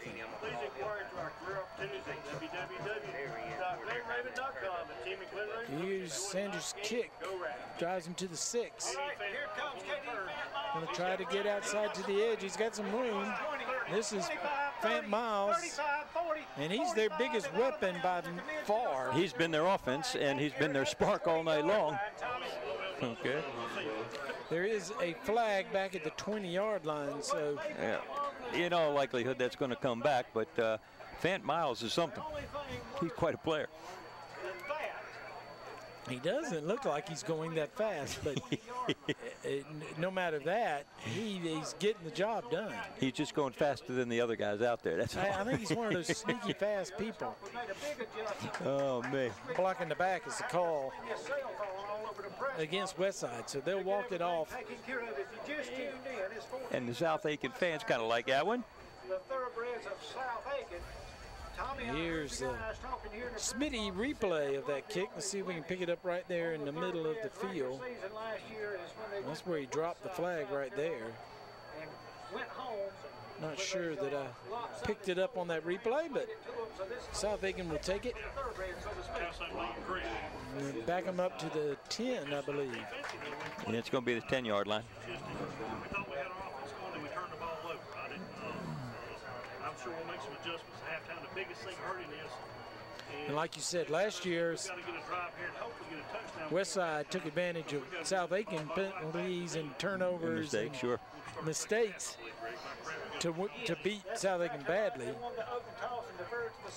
And this is still a ball game, but that's exactly right. We don't know if this will be in badly, but it isn't a good start for the Rams. They're waiting for a player to get out on the field. He gets there. They're ready to go. Yeah, the handoff, and that's close to a first down. And that's one of those plays, either a poor snap or the quarterback didn't handle the snap very well. Okay, the ball's laying on the ground, and he picks it up and hands it off inside to somebody. The defense, it probably relaxed a little bit, didn't see where the ball was. There's Paul Johnson. Paul Johnson again. He did get a first down on that first play, got 10 yards. Now he's out 3 yards. Second down and 7 coming up. I don't believe that we do. We may have one. All right, so here we go. Second down and 7 for the Rams. Both teams playing very energetic tonight. But a couple of mishandled balls by the Rams that got us in trouble. Steps back to pass, came inside, hits the man. First down to 17 is Kobe Middleton. Gets his first catch of the evening. And he looked like he was going to make huge yardage. As it is, it's a big gain out to the 50-yard line. 20-plus yards. And I'll tell you what, that was a very similar play, the one that Fant Miles has been catching. A little slant and nice play. Channel off from 1st and 10. Junior Smith on the keeper will gain 3 yards. So it'll bring a gain of 3.5 yards. We'll call it second down, 6.5.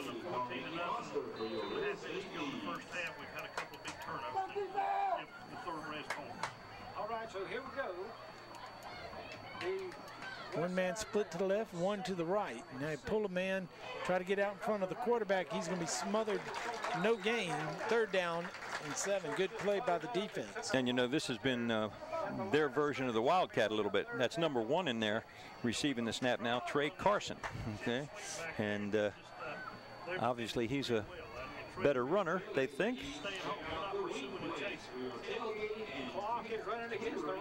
Let's see what happens here. Time is running down, less than 2 minutes. They list him as a wide receiver running back and a shotgun quarterback, I guess. He's going to stop. He was going to throw. South Aiken got on him too quickly. He lost a couple of yards. It's going to bring up 4th and 9. Clock runs to 1:24. An interesting and call there. South Aiken will call timeout, stop the clock at 1:21. And I do think that Carson completed his first pass, but there, nowhere to go with the football.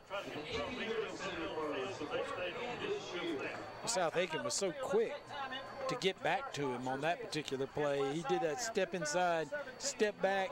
And he's small. He's not very tall. Let's see. They list him as 5'10", which is probably being fair. He, to me, couldn't see over the line, and the next thing you know, there was a defender on him. Oh, that's right. He's Trey Carr. He's not number 2. He's 5'8".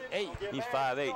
I can relate to that. He's probably not 5'8". You guys over 6 foot can't relate to that. I can relate to that.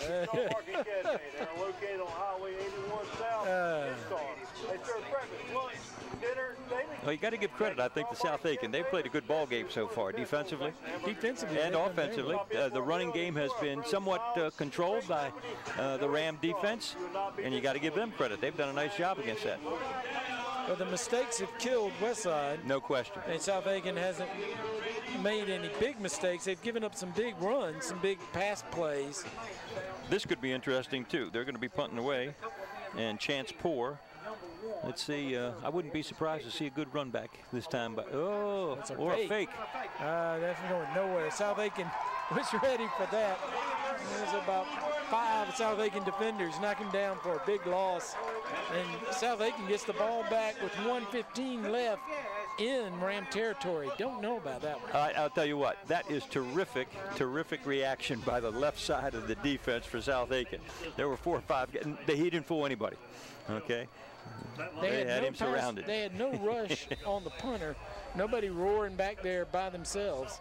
They were all standing at the line waiting on it. Good job by South Aiken. 48-yard line. Going to throw it out. Oh! That was almost picked off. And that was Nick Hampton, number 92. Talked about him earlier in the evening. Okay, he's a commitment to Appalachia State. Good defensive player, quickness. Yeah, he was very quick on that one. Got out in the flat, almost picked it off. That would have been huge. I don't think anybody would have caught him if he'd been able to catch that one. That play took up 3 seconds. Second down 10. South Aiken would love to get the ball into the Tyler Tire end zone. Here comes Kitchens. Kitchens got a blocker. He gets outside. He stays inbound over the 30. Steps out of bounds at the 25. And don't believe he's going to get the flag. He did not put on a good enough acting show once he went out of bounds. A little push out of bounds. No question he was out of bounds when he got touched, but referees, I think that's probably a pretty good no call. Nice execution on that play. A lot of play action to the right and then a screen back to the left. Well executed. Nice. 28-yard line. Chandler Law Firm 1st and 10. They got plenty of time to score down here. Here's the replay. And he's actually out of bounds at the 28-yard line. It'll be 1st and 10. Nice step in bounds to pick up 10 more yards. Looking down the field, pump fake, look, now coming down on the nice catch. Inside the 20 to the 17. And that was Kitchens. Nice footwork. Yes, indeed. Good job to stay in bounds. Nice catch. And he's having a good season. And we've seen him do some very fine things so far tonight. That's just another example. 2 plays in a row where he's been quite well done. The good thing from there, he came back to help his quarterback out and got himself open. He was looking down the middle of the field for another receiver. Now Kitchens comes in motion. They flip it to him. That's a pass. Turns it inside. He's got open field. He may make it. He's at the corner. Touchdown, South Aiken. 38.3 seconds left to go in the first half, and they take a 20-0 lead. That punt, fake punt, we'll mark that up with the roughing the punter and the fumble. That's right. Okay. That's big plays to get South Aiken to 3 touchdowns. And you talk about the Deshaun Kitchen show. That's what we just saw. Okay. Nice play on the screen to the left. Okay. Nice reception when he kept his feet in bounds, and then he gets a little shovel pass to him or a little forward pass there, and makes a nice run to the right side for a touchdown. 3 plays in a row. Use the young man's talent, speed, quickness, and he's just a good football player. Kick is up, and it is good. Sanders adds the extra point, 21-0. South Aiken going to take the lead into halftime if they can get out of these final 38 seconds.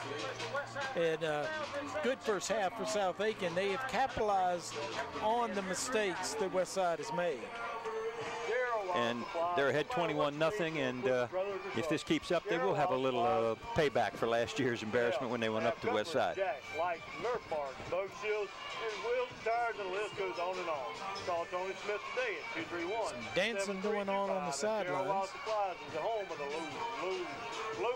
I believe he did a little dab there, too. I'm not so sure about that just yet. We got another half of football to play. Yeah, but the little kids can have a good time cheering on their team. Churches and non-profit organizations with their fundraising efforts. Contact David Reese or Brandon McCann at 64359-1013 for more fundraising information this football season. Come in this week and check out our tailgate specials. Marion Sanders to kick for South Aiken. He took the opening kick and kicked it in the end zone. The 3 kicks since then have been a little short. Looks like this one's going to be a squib to me. Fant Miles ran the last one back, but a penalty brought it back. This is a short pooch kick. Going to bounce up, and enough time standing there that worked pretty good. Ball's on the 20-yard line, same result of kicking it in the end zone. Yeah, that's good. I like the call. I like the call by the coaching staff here, and the kid executed it just beautifully. A little pooch kick. So let's see if Westside comes out and just takes a knee, goes in and talks about it at halftime. At this point, I think that'd be the best bet. They may just do that. Unfortunately for them, they're going to have to give the ball right back to South Aiken to start the second half, and that's not good news. Already in a 21-point hole. South Aiken doing what we would expect them to do on their home field. The stomping grounds have actually become a place where they stomp people. And it's a tough place to win, evidently, when you come in here. We started calling it stomping grounds back in the days when that really wasn't happening. Take this snap. He's going to take the snap. Oh, another fumble, and There's he has trouble. to fall on it. Good gracious. South Aiken probably could think about calling a timeout, but I think they'll let it run and get out of here. And we talked about it before. Junior Smith, the quarterback for Westside, only a sophomore and taking over for a senior leader who was injured.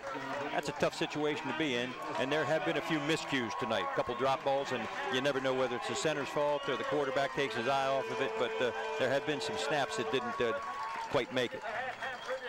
So Westside says that's enough. They'll take it to halftime. They'll take it to the locker room, and they'll trail South Aiken 21-0. A good first half. Again, mistakes by Westside. Both teams went 3 and out to open the game. South Aiken on their punt was roughed. Got the ball back inside the 50-yard line into Ram territory. They got in, scored a 27-yard pass to Sanders from Boynton to take the 7-0 lead. From there, it was a fumble. Reed Bolin picked up in the second quarter, returned it back to the 27-yard line. South Aiken able to get it in. Deshaun Kitchens ran that in, made it 14-0. Then on 4th down and punting from midfield, Westside decided to try a fake punt. They were unable to get anywhere. Turned the ball over on downs at the 49-yard line. South Aiken took it in again. Deshaun Kitchens on a long run. 21-0 our score at the half. And you know, it's kind of a neat thing when a team, especially a high school team, takes advantage of every mistake that the opponent makes. And they did just that. You just explained it. Every time that Westside did something that was a little bit hurtful to them, it became painful to them. Okay, and that's a credit to South Aiken. They have capitalized on everything that Westside did not do properly. All right, we're at halftime. The South Aiken High School Marching Band will be entertaining us. We'll take a break and come back and be entertained by the marching band when we return here at the stomping grounds at South Aiken on the Aiken Standard Game of the Week. Come on in to Bargain Blocks Furniture, where we have 2 5-piece bedroom sets starting at only $576. Check the rest. Buy from the best. Financing and layaway available. Bargain Blowouts Furniture and Mattress Superstore, next to the Aiken Hospital. Tyler's Tire and Auto Center, founded in 1963, family owned and operated for 50 years and dedicated to customer service with safety of your family, our top priority. Tyler's Tire is a full-service tire retail, tire repair, and automotive repair facility with ASC certified mechanics. Located in 2 locations, 1019 Richland Avenue West and 1518 Whiskey Road. Let our family take care of yours. Tyler's Tire and Auto Center. Since 1970, Bragg Heating Company has been keeping Aiken and the surrounding communities comfortable. Our factory-trained staff can keep you on top of the latest in heating and cooling technology, and our complete metal shop allows us to make any specialty piece your home may need. We recommend the best systems for your home: Trane, Carrier, Mitsubishi ductless, and Bosch geothermal systems. We accept most major credit cards and offer financing, so when you need your system maintained, repaired, or replaced, call Bragg Heating Company. We're here to make you comfortable. All right, welcome back to South Aiken High School. Stomping ground, South Aiken leads here at the half 21-0. The South Aiken High School band is going to have a performance now, and they're doing a salute, a patriotic salute. And we're not exactly sure how that's working, but we're going to watch it. We're going to join it in progress right now. Let's go to the field.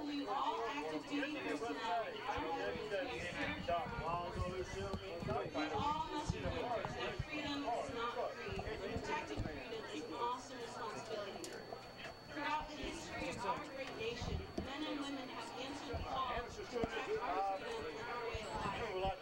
Tonight, to all of our veterans who have never received your official welcome back home to the Lord, we say, welcome home, veterans. Thank you for the sacrifice you have made for our great nation.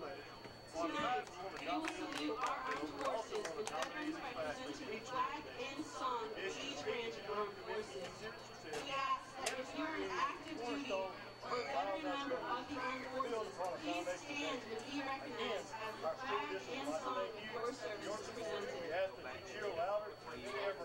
Representing the United States Army active duty is Staff Sergeant Joshua Connor.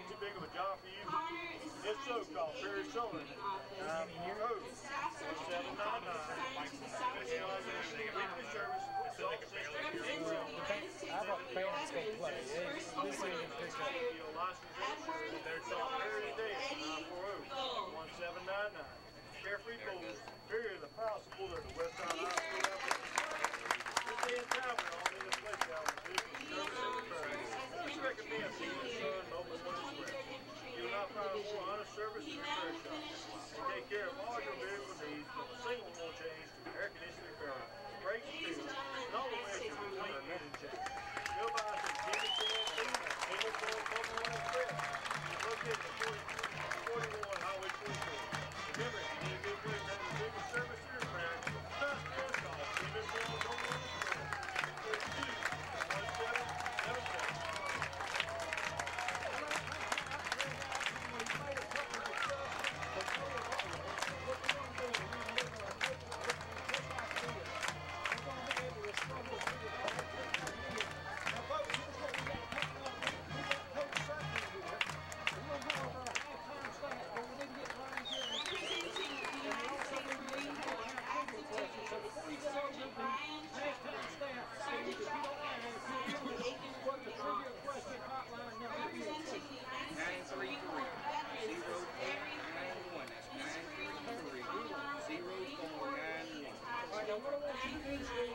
1777. Ladies and gentlemen, the United States Marines. Let's go ahead.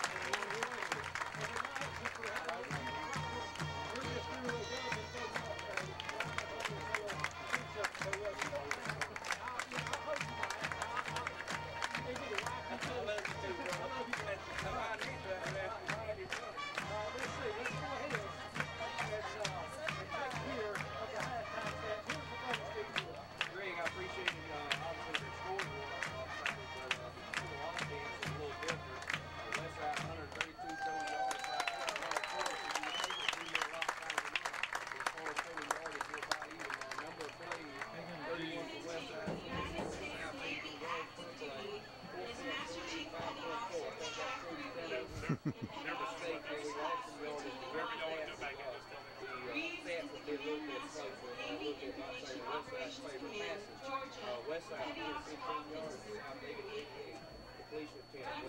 the United States Navy veterans is retired Petty Officer Thomas Diaz.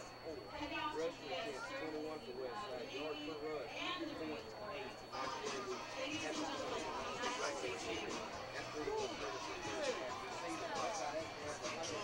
15 yards receiving, 8 submissions,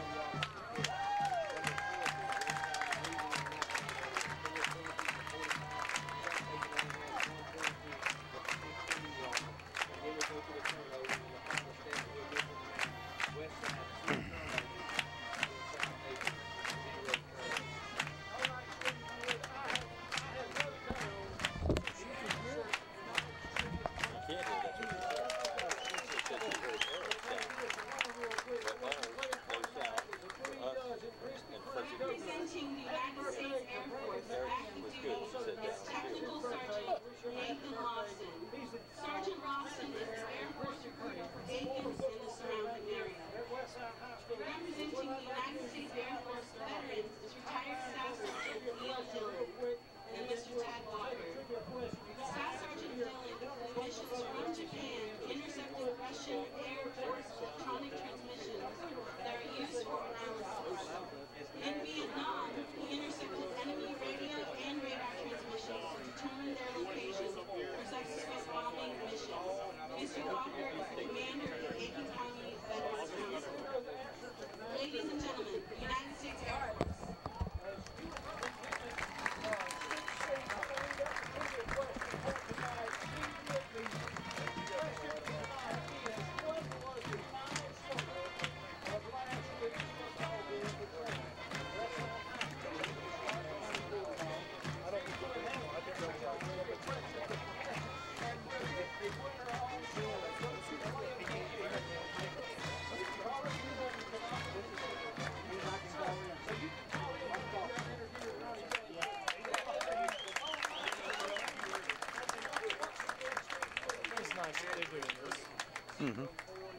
Representing the United States Coast Guard veterans is retired NK1 Edward R. Knight. Ladies and gentlemen, the United States Coast Guard.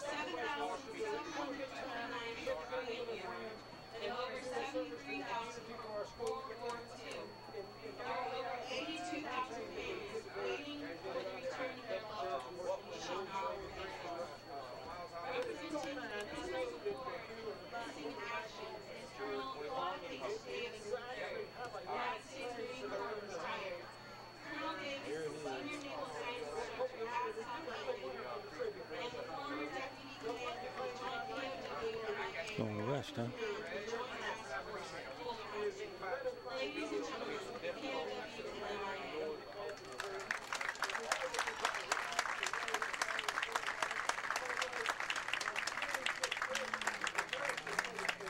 I guess we can start.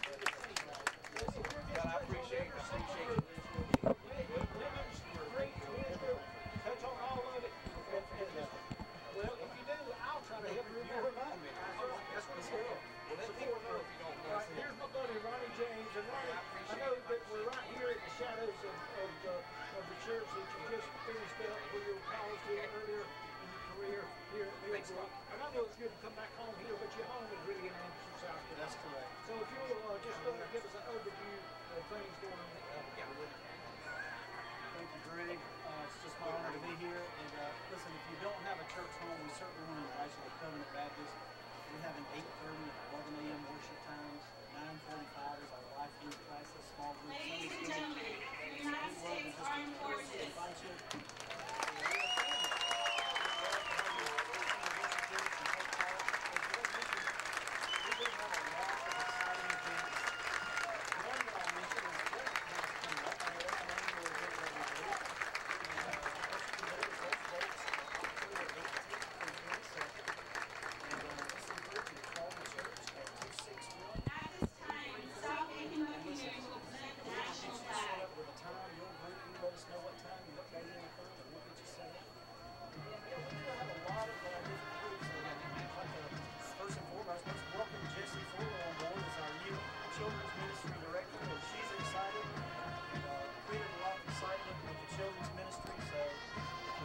Something for those kids, whether it be from bed babies to nursery on up through 5th grade. You just come on out. We've got Awanas going on. We've got an exciting children's church that goes on.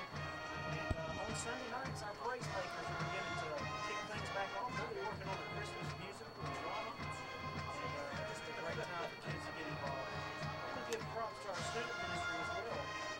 Jim Upton has been there some 4 years now. He and Christy do a great job. So we're looking for some students. They have a number of events, a great worship time on Wednesday nights, 6:30 that you would love to be a part of. And with that, I know Anderson University has just kicked back on for a new school year, a new semester. Great college ministry going on.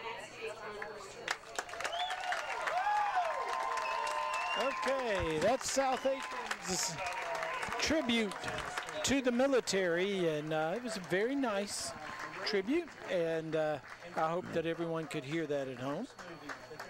So do I, and it is a nice tribute. It's kind of nice to see that done at a high school too.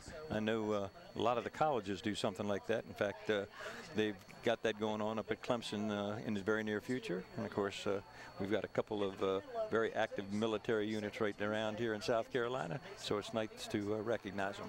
Yeah, they're the real heroes. South Carolina does that. Traditionally next to last game. Yeah. Maybe the last game, Clemson game, they would do it next to last. All right, we have not gotten to communicate with Eric Russell, so we don't have any updates or stats or anything such as that. So why don't we take a break and we'll hear from some of our sponsors and come back and we'll get ready for the second half kickoff when we return here to the stomping grounds of South Aiken. The South Aiken leads 21-0. You're watching the Aiken Standard Game of the Week. Here at Bargain Blount Furniture, we have queen mattress sets starting at only $199. Check the rest. Buy from the best. Financing and layaway available. Bargain Blowouts Furniture and Mattress Superstore, next to the Aiken Hospital. Here at Just Julie's, we aren't your typical sub shop. All of our meats and cheeses are cut fresh, and we have a wider variety of menu items. We're happy to create new items to suit your many desires, which means custom orders that you won't find anywhere else. We've been a part of the Aiken community for over 35 years, so come and see us for lunch or dinner. You won't be disappointed. Our sandwiches, salads, and customer service can't be beat. Just Julie's, Pine Log Road in the Staples Shopping Center across from Kroger. Tyler's Tire and Auto Center, founded in 1963, family-owned and operated for 50 years and dedicated to customer service with safety of your family, our top priority. Tyler's Tire is a full-service tire retail, tire repair, and automotive repair facility with ASC certified mechanics. Located in 2 locations, 1019 Richland Avenue West and 1518 Whiskey Road. Let our family take care of yours. Tyler's Tire and Auto Center. Since 1970, Bragg Heating Company has been keeping Aiken and the surrounding communities comfortable. Our factory-trained staff can keep you on top of the latest in heating and cooling technology, and our complete metal shop allows us to make any specialty piece your home may need. We recommend the best systems for your home: Trane, Carrier, Mitsubishi ductless, and Bosch geothermal systems. We accept most major credit cards and offer financing, so when you need your system maintained, repaired, or replaced, call Bragg Heating Company. We're here to make you comfortable. Here at Bargain Blowouts, we have 5-piece dinettes starting at only $1.99. Check the rest. Buy from the best. Financing and layaway available. Bargain Blowouts Furniture and Mattress Superstore, next to the Aiken Hospital.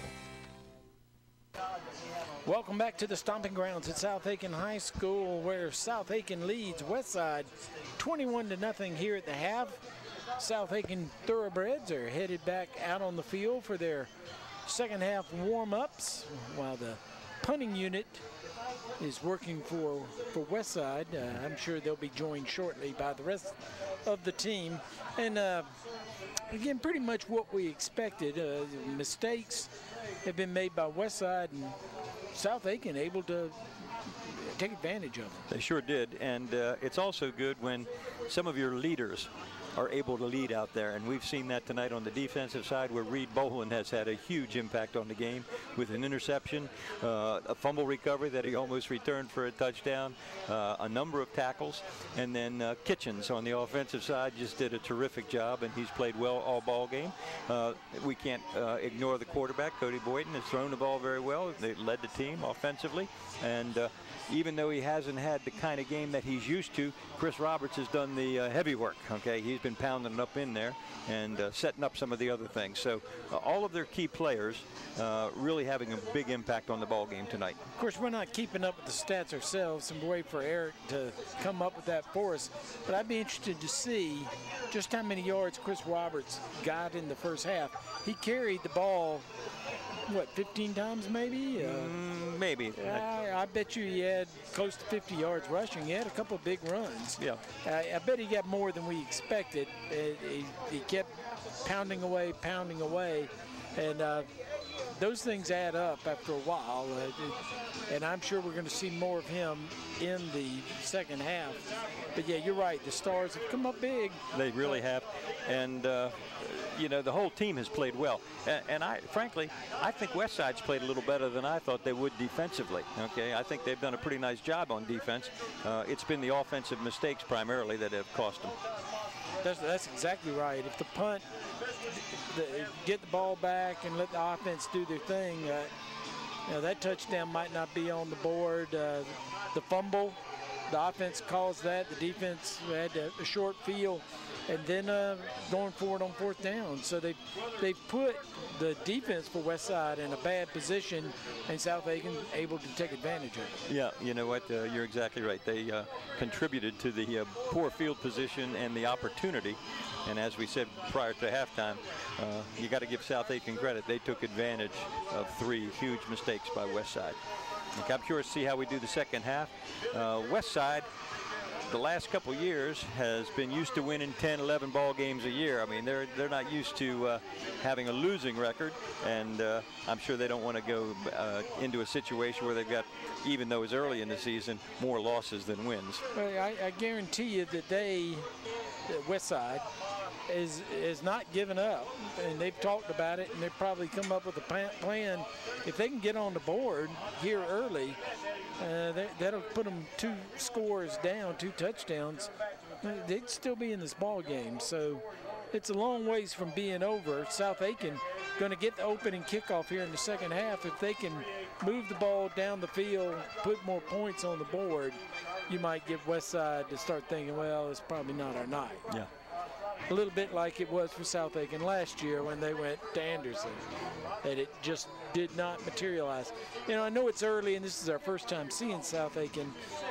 I can remember last year we came to see him. We knew about Tansy Richardson. Sure. But we were pleasantly surprised, I would say, with Chris Roberts. We didn't realize just how good he was going to be. I think that's still there. Kitchens, I heard somebody tell me before the game that he was actually a bigger threat than Richardson. I don't know that I agree with that. Richardson was one of those people who could return it from anywhere on the field and put 7 points on the board. But what do you think comparatively from what we saw here in the first half? Well, I'll tell you what, Kitchens has been very, very impressive to me, okay? And he's got great quickness. He's one of those kids that looks like he just has great vision. He sees things out there that, you know, a good athlete has to be able to do. And I'm impressed by his ability to see the holes, make the proper moves. Also, I loved it, and you pointed it out. Quarterback's in a little bit of trouble, and he's one of those kids that knows enough to come back and give him a target and then keep both feet in bounds when he's right on the sideline. Does a lot of good things as a football player out there. Yeah. And he's got physical talents. I mean, he's quick as the devil.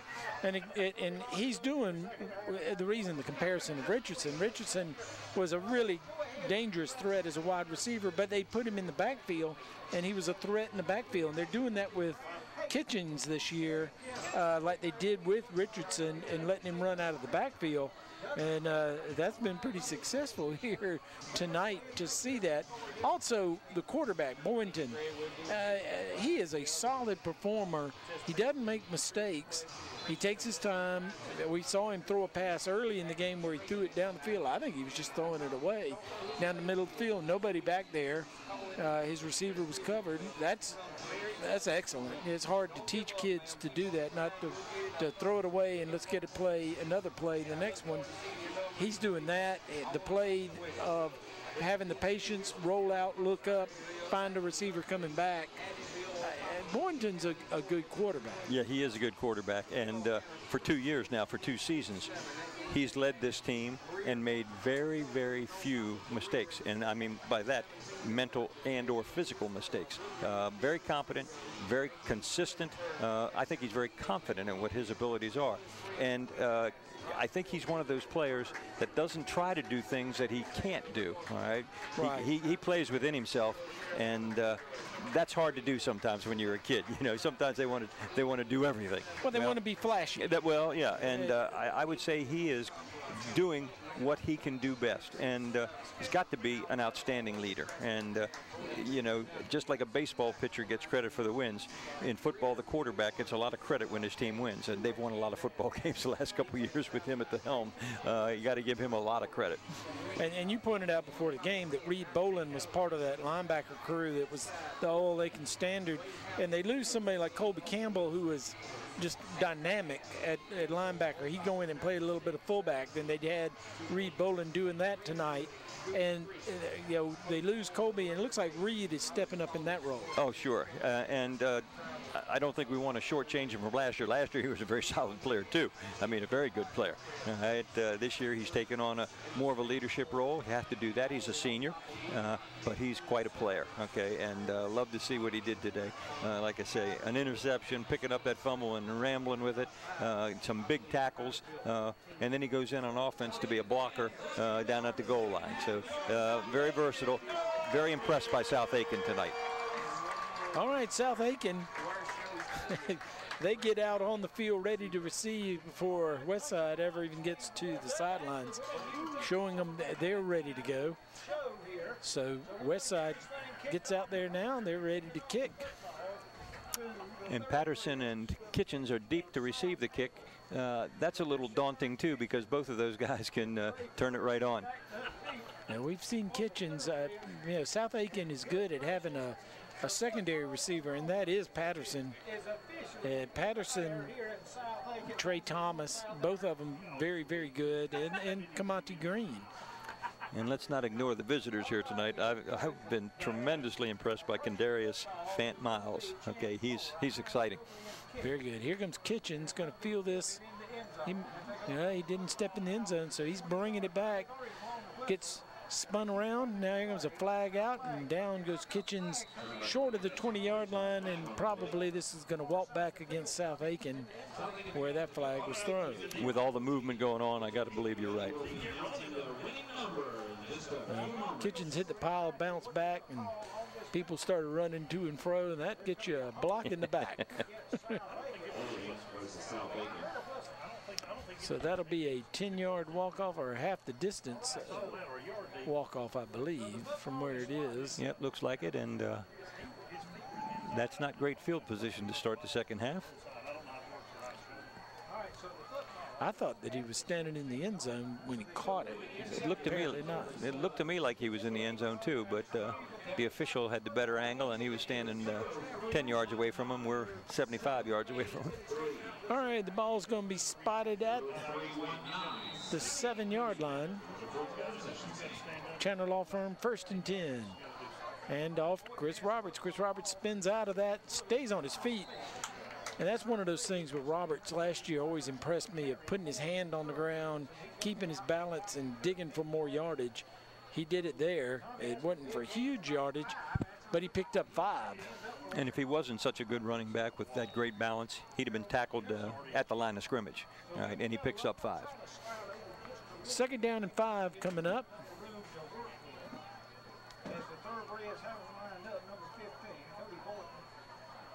Going to throw it out quickly. He had to catch it on his knees. Fortunately, Patterson couldn't bring it in. I think it was much better to fall incomplete because he was going to lose at least 5 yards by being on his knees. People don't understand how tough that is sometimes to make that long throw for a short possible gain. He had to throw the ball out there 15 yards, 20 yards. 3rd down and 5. So South Aiken gets the ball first. They were raring to go. They need 5 yards to keep it. Hand off. And Roberts busts through, gets the first down, and gets to the 25-yard line. Gets it 1st down and more. And there's Roberts. That's more like what we were used to from last year. Yeah, and he made a couple nice moves there, a couple spins. Kept his head up, moving the ball forward. Excellent run. Picked up 13 yards. Chandler Law Firm, 1st and 10. At the 26-yard. Here comes the snap back. Looking down the middle of the field now to the sidelines for Kitchens. Kitchens was out of bounds. And Kitchens became the defender, it looked like to me down there. The ball was thrown out of bounds anywhere. Nowhere to go with it, really. There was good coverage. I believe that they were in the get back line area. Kind of like the call, though. Loosen him up a little bit. Kitchens comes out, sits on the bench, and puts his shoe back on. That didn't take long. He's back, ready to go. He'll take a play off. Man in motion. Comes across. Now that little cross action play. And Chris Roberts gets the ball, moves it up over the 25. Short gain, maybe a yard. And had a little more success with that play the first half. Didn't really go very well that time. Give him 1 yard. 3rd down and 9 coming up. Kitchens checks back in. He split wide to the left. The thoroughbreds of South Aiken, single man in the backfield. He's going to be Roberts. They're going to try to draw us offside. Call, look to the sidelines to get the play. They changed the play. Back to pass. There's a screen pass. Throws it up, and that was up for grabs, and a flag comes down in the middle of it. So that did not go well for South Aiken. That was dangerous right there. That could have gone the other way. That could have been a pick 6. There was a lot of defensive people standing right in the way of that screen. That was one Boynton might have been better off just throwing it at their feet. That's easier said than done, too. Yeah. The penalty of holding is going to be declined. It's going to be 4th down and 9. And the punting unit will come on the field. And the punter, who's already out there, is the quarterback, Boynton.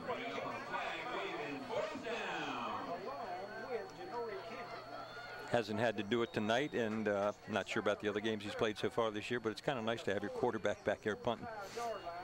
Never know what kind of play he can pull off. A high kick, fair catch called. Caught at the 37-yard line.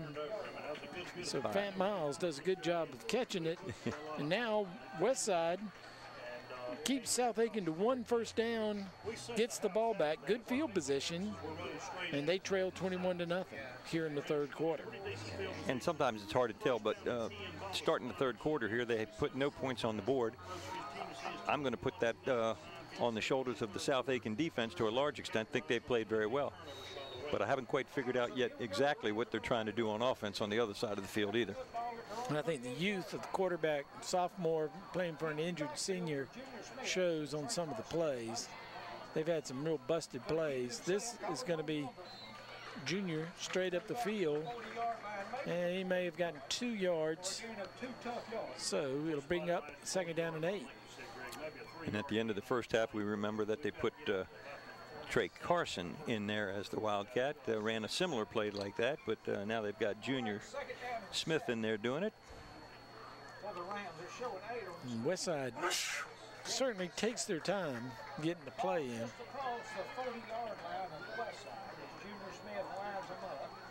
Empty backfield, 3 wide. Here comes a man in motion behind him. He never looked at him and runs up the middle and makes big yardage into South Aiken territory to the 42-yard line. That's a very positive play. That opened up really well. And Westside has been able to do that tonight on some big plays. Maybe not so much the quarterback, but we've seen Flant Miles make some big plays on slants and bubble screens. So the pickup is to the 42. Channel off from 1st and 10 at the 42. Man comes in motion. Now going to keep the same play. And for whatever, first 3 plays, same play as it ever was, to let the quarterback run up the middle and see if he can find some daylight. Well, one of the things that happens often, they got all these wide receivers out there. When they go out for passes or when they're throwing the motion and stuff, the defense has to respond to it. They've got to cover them. All right, and that takes a couple of extra players out of the middle, gives the running room to the quarterback. Game was 2 yards, 2nd down and 8. Quads down here this time. 4 split wide to the right, 1 to the left. Empty backfield, and here he comes again. They're going to stick with Junior Smith.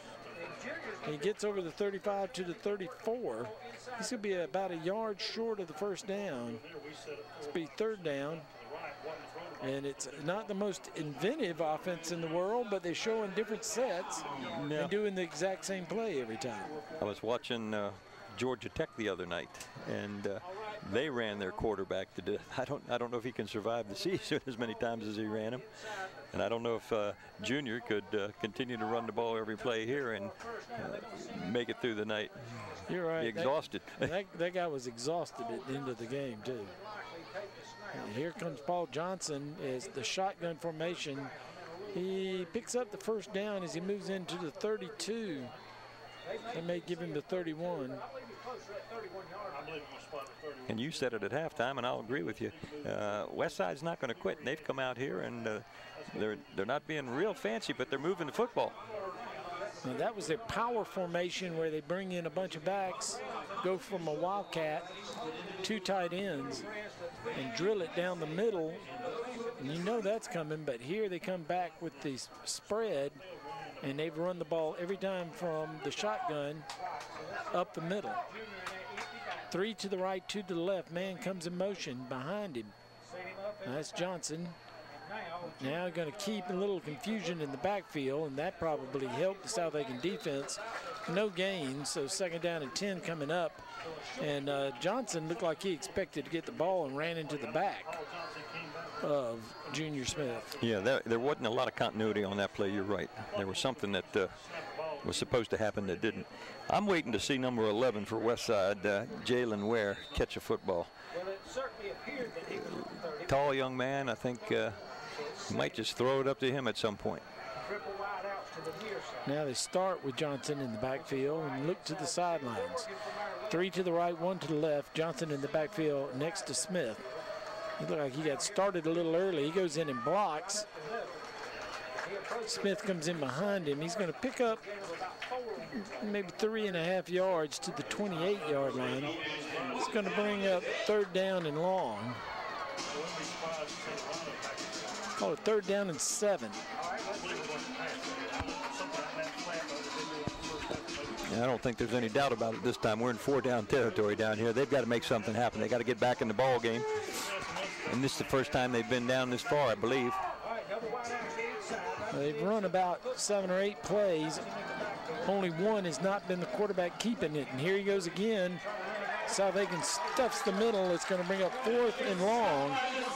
And I think that works to a certain point, but defense starts seeing it. Defense is going to look for it. So he's got 4th down and 6. Well, that's at least 6. And We need to get down inside. I don't know about you, but I would guess here comes something besides the quarterback running into the middle. I would think at this play they've got to put it up in the air, but I've been wrong before. Going to roll to his right, looking downfield. He's hard. Knocked down at the 45-yard line. And that's our man Reed Bolin again with a textbook tackle, chest to chest. And Bolin saw the bullseye in the middle of the quarterback, Junior Smith's chest, and drilled it. And I'll tell you what, Smith had no choice, and he had no chance. Okay, he was stopped, and then Bolin just came in and finished him off. Nowhere to go, nobody to throw it to, and he just got planted. That's got to be a hit of the game. We've had a couple of hits. Miles Fant had a big hit for Westside early in the game. So Chandler Law Firm 1st and 10. South Aiken takes over on downs. This is Kitchens in the shotgun formation. He finds some room and he's off to the races. One man to beat. Gets caught from behind. Going to be spun down around the 32-yard line. Kitchens came up the middle, and that was. Tell you what, he's lighting the place up tonight. Now I see where the Tansy Richardson comparison comes in. Tansy was number 2, and he used to do this type of play. Oh wow, that's a great play. Boy, he would be gone, and Kitchens about took this to the house. I'll tell you what, that's got to put a little nervousness into some defensive coordinators as they watch this film. Not only do you have to worry about Roberts in the backfield, now they've thrown that, and Kitchen's going to stay in the shotgun. Roberts to his right, 2 split wide to the left, to the right as well. Man in motion. Now he's going to follow that man. Cuts inside, and he's got daylight. Turns inside, one man going to pick up enough for the first down. He gets about 15 to the 16. Another thing he does instinctively, he sets his blocks up well. Okay, he gave them a little time to make the hole open up there. Then he shot through it like a pistol shot, and boom, gone. Dallas McKeever went in motion in front of him, and he got the snap and took off behind McKeever. McKeever threw a block on the edge, and Kitchens went through. Timeout on the field. South Aiken going to come over to the side and talk about it. They're looking to salt this away early here in the 3rd quarter. You're watching the Aiken Standard Game of the Week.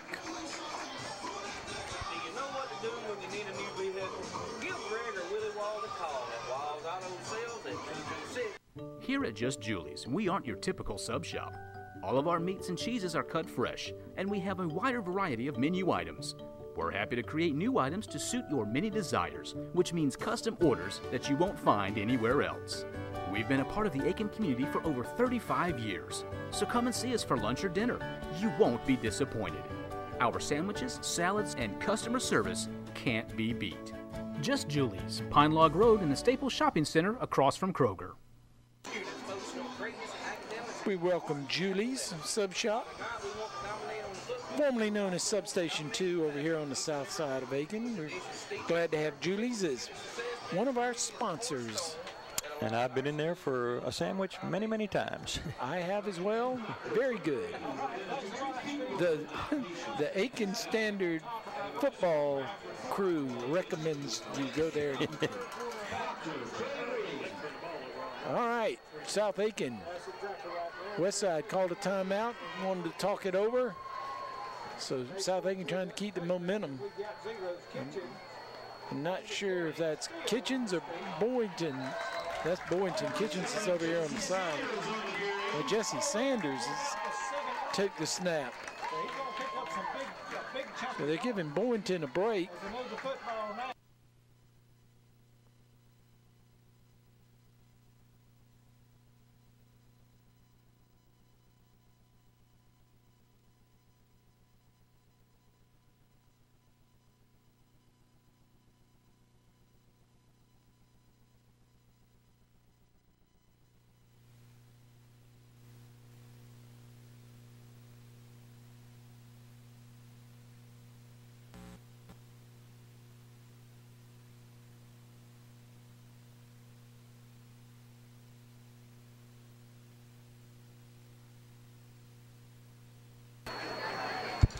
once again, number 7.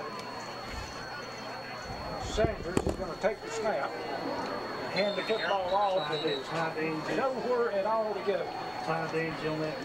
That play went nowhere. The interior line of the defense of Westside. And Jesse Sanders getting some work in there. As you said, here comes Boynton back now. So here we go. We'll line them back up. 2nd down and go. For the third. So Boynton takes a little break and watches the wide receivers run the Wildcat, and he comes back in at quarterback. 2nd down. Fakes, looks, scrambles, throws it up, and intercepted. Westside's got a chance to go. This is going to be about 100 yards. Nobody's close to him at the 20-10 touchdown for Westside. So South Aiken looking to salt and make it 28-0. It goes the other way. A little bit payback from what we saw in the first half when Westside was looking to tie it, and the fumble turned it around. And you might not be surprised. Kendarius Fant Miles is the guy who takes that interception coast to coast, and he's lit it up earlier on offense, and now he does it on defense. That was a tip drill pass around the 5, 95 yards. That's exactly right. Runs it down the sidelines by himself. And we were talking about Boynton making good decisions. That's one I'm sure he'd like to have back and not throw the pass, throw it away. Now, I'll tell you what, that's a terrific play. Terrific play. And it's funny how a guy that's had a good ball game, good things happen, continue to happen to him. Kick is up. One official says it's good. Another one. I think there was a flag or a whistle. There was a whistle before they got it off. And they're going to talk about it. Now they drop the flag. We'll get it sorted out. They blew it before he kicked, I think. Well, they did blow it before he kicked. But it was a bad snap. It's a good thing for Westside. Now the official's talking it over. And here comes the head of the lead official to work his way over here. Now he's going to talk to the Rams, I guess, and see if they want to accept. So they fit it must be against the thoroughbreds. We'd assume, based on the fact that he's talking to Westside, that it's against South Aiken. Either way. See no reason to do anything. All right, here we go. We're going to call offsides against South Aiken. I believe they're saying they lined up in the neutral zone before it was snapped, thus offside automatically. So half the distance to the goal, and Westside is sending in the team. They're going to go for two, it looks like. Yeah. And that's an interesting turn of events. If you're wondering, South Aiken lost 2 weeks ago, 35-34 on a 2-point conversion, being the difference in the game. So this is a power formation, 2 tight ends. They shift to the left, now they come back to the right with the blockers leading the way. That shift of blockers coming back, open to seam, and into the end zone goes Westside, and Westside has 2 and makes it 21-8. So that's a big 2-point conversion. It is a strange turn of events down there, isn't it? Okay. Yeah, I've seen strange that happen before, where a team getting ready to go into the end zone turns it over, and that's a little bit of what Westside did in the first half. They were looking to score. They were down at that end of the field. They fumbled, and Reed Boland picked it up and ran it back to the 27-yard line. South Aiken went on, put it in the end zone, and went up 14-0. So now this turnabout by Westside on South Aiken for the same thing. Still a good lead for South Aiken. 2:33 left to go in the third quarter, leading 21-8. But the offense for South Aiken has looked a little sketchy here. Reed Boland making a couple of poor throws, particularly on that interception. Tune-ups and all the way to complete engine change. Go by and see Jim Chad at and Sons Mobile One Express, which is located at 4341 Highway 24. Remember, if you need a good place to have your vehicle serviced and repaired, do not stress. All right, Beeman Sons Mobile One Express. ready to go. Here's the kick. 1777. And that one's high. Oh, my goodness. He decided he didn't want to run back on that. That's Chance Poor, their kicker. And that ball was almost kicked through the goalpost. All right, so the Rams Kitchens just stood there and watched it go over his head. So the ball will be spotted at the 20-yard line. Chandler Law Firm 1st and 10 for South Aiken. South Aiken's had the ball twice in the second half. The first time they got a first down but had to punt. The second time they got down to the 5, threw an interception, a 95-yard pass return ends in a touchdown. So the third possession for South Aiken in the second half. And they're going to keep it with Roberts. And Roberts fights his way through and gets a big play. Picks up 12 yards. And they give him 13. Move the chains. Chandler Law Firm 1st and 10. And that was well-executed play. They had a little crossbuck action going. It was a fake to Patterson and hand to Roberts coming back to the left side. And he picked up good yardage. At the 33-yard line, here come the thoroughbreds. Boyd takes the snap. And now this is Kitchens. Kitchens gets in the open, and he's got some field to run, and he's going to turn on the Jets. And that's going to do it. He's going to go. That's going to be 67 yards, and he gives the emphatic across the finish line to match what we just saw Miles Fant do. And we got a flag down the field, and it looks like this might be coming back. Oh, wow. Block in the back is the call on South Aiken. So I got to see that one again. That looked like a hole just opened up off tackle with no problem. And he just outran everybody. Certainly didn't see the flag early. But it's in the backfield. Tommy, we've had a tough night tonight. But Tansy who? Good gracious. Kitchens was a vital part of the team last year at wide receiver. But boy, he's really turned up his game. Well, they had weapons besides those two also. Harold Hilton wasn't all bad. No. Hilton was really good. And, of course, Chris Roberts. Well, that's a shame. That was a heck of a run. Yeah, he turned on the Jets right there. And number 12, Deontay Miller. Not much he could have done with that. So they go back to Chris. Now, that play was downfield, so they repeat first down. That play went for, we'll give him 4 yards, second down and 11 coming up. So we're going to get everything done before we sign off here tonight. But the Rams are trying to claw their way back into this thing after trailing 21-0 and crawled back to within 21-8. And here comes that little flip, and this is Patterson trying to get around the edge. He gets there, but he's hit hard as he crosses the 30-yard line to the 31. That's going to be a gain of maybe a yard, maybe no gain. And just a little wrinkle with that little forward pass coming off jet sweep action. They ran that early with Kitchens, and he did quite well, and Patterson then didn't pick up much.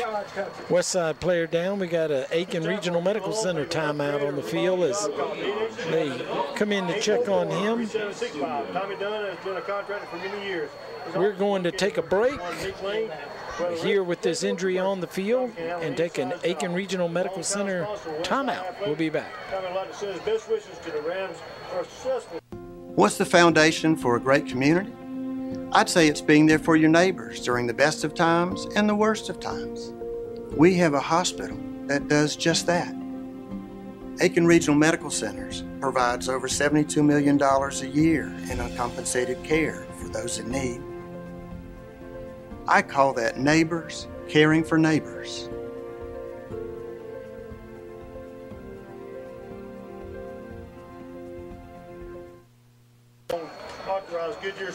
Back here on the field, you're still attending to the injured player from Westside. And I take it you thought it was Noah Suber? Noah Suber. I've got number 20, and that's been identified as Noah Suber by one of the coaches up in the box here with us. Again, South Aiken If you're in the mood for something, got down the field, got to the 5-yard line, looking to extend the lead to 28-0. And on second down, they threw a little flat pass that got left up in the air. And Westside's best player tonight, KD Fant Miles, intercepted it, went 95 yards. There was an offside call against South Aiken. They moved it half the distance to the goal, and Westside went for it for 2. And they got the 8 points on the board and now trail 21-8. We had Deshaun Kitchens take a handoff in the backfield, go to his right, find daylight, and go 67 yards for a touchdown, only to see it call back on an illegal block in the back. So South Aiken, after the penalty and 2 short runs, finds themselves 3rd down and 11. all right, 3rd down and 11 for the Thoroughbreds of South Aiken. Double wide out. Back to pass. Looking downfield under pressure. Under pressure, got him to Saxon. He's going to lose about 3 yards on the play, and that's going to bring up 4th down and 14. And Sanders will be out on the field to punt. No, that's right. We don't. Sanders is the kicker. Boynton is the punter. So South Aiken stopped. Clock winding down, 40 seconds left to go here in the 3rd quarter. Westside getting ready to get the ball back. They stand at around the 40-yard line of the Rams. It's the kick up, nice high kick. It's going to go over to 35, no attempt to catch it. Doesn't take a bounce of any particular way. It goes sideways to the 36-yard line, and that's where Westside will put it in play. Channel off from 1st and 10. Now, when they had the ball before, they kept the quarterback running up the middle. You think we see that again? I don't, but, you know, they've got a little spark with them now. I think they might start to open it up just a little bit more. Well, they moved the football doing that, but I think they ran out a number of times.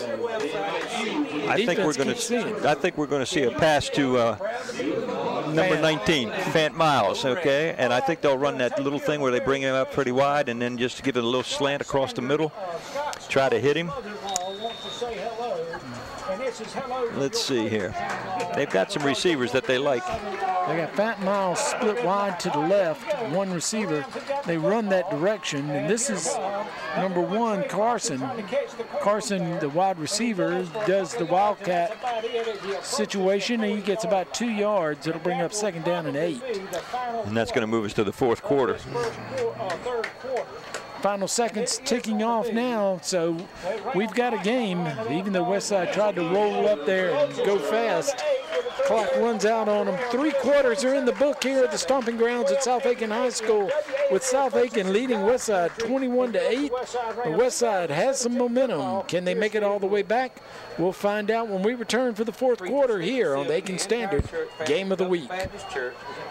At Lionel Smith Limited, we can help you look your best no matter what the season. For fall and winter of 2017, we have the area's best collection of suits and sports jackets, a huge selection of those famous hand-picked Smitty ties, unique sportswear, outerwear, sweaters, made-to-measure shirts, suits and coats, socks, underwear, and lots more. New merchandise is arriving daily, so to see all the latest in men's fashions, see us at Lionel Smith Limited. Lionel Smith, limited to only the finest in men's clothing. Come on in to Bargain Blowouts Furniture, where we have sofas and love seats starting at only $396. Check the rest. Buy from the best. Financing and layaway available. Bargain Blowouts Furniture and Mattress Superstore, next to the Aiken Hospital. Welcome back. The Aiken Standard Game of the Week. Ed Jarrett along with Kim Brace and Eric Russell. And go round. 3 quarters are in the book. We get ready to start the 4th quarter. Westside quickly out. Drops back to pass. Looks down the left side. Has a man out there, but overshoots him. And he had Fant Miles out there. He had a step, but he was a little too long. It's going to bring up 3rd down and 8 yards. But I was kind of impressed by Carson's arm. Okay, threw it pretty well. A little long, but that would have been something. and I also like the guy he threw it to. Yeah, you want to find him. I would say. It's your third and long 7 right now, Greg. All right, third. They're going to put trips to the right. Fant Miles heads out as the wide man on that side. 1 to the left. And Junior Smith is back in at quarterback now. Junior Smith got a man beside him in the backfield. Backs up to pass, under pressure, throws it up, and here comes Fant Miles. And he cannot get away this time. That play has gone for big yardage several times, but South Aiken made some adjustments and was there up forward. 4th down, the punting unit comes on the field.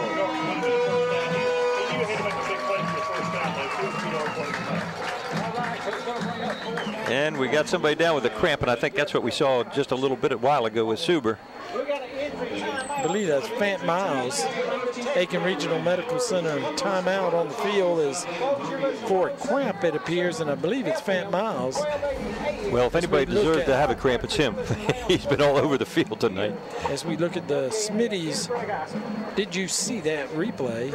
Good defense by South Aiken. You'll see Westside alumni Chad McCurley at 24-36 Hall Road. We're going to have to take him to the sidelines and drink some pickle juice. Did y'all do that when you were coaching? No. But I've heard about it lately. Vinegar works. Vinegar, pickle juice, pickle juice, mustard works supposedly. I don't know that works or not. Oh, yeah. That's definitely a cramp action there from Fant Miles. I'll be glad to give you a free estimate. Give them a call at 642-77. And when it gets you like that in the middle of a game, it's tough to go stretch that out and not have it happen again, or at least slow you down to some degree.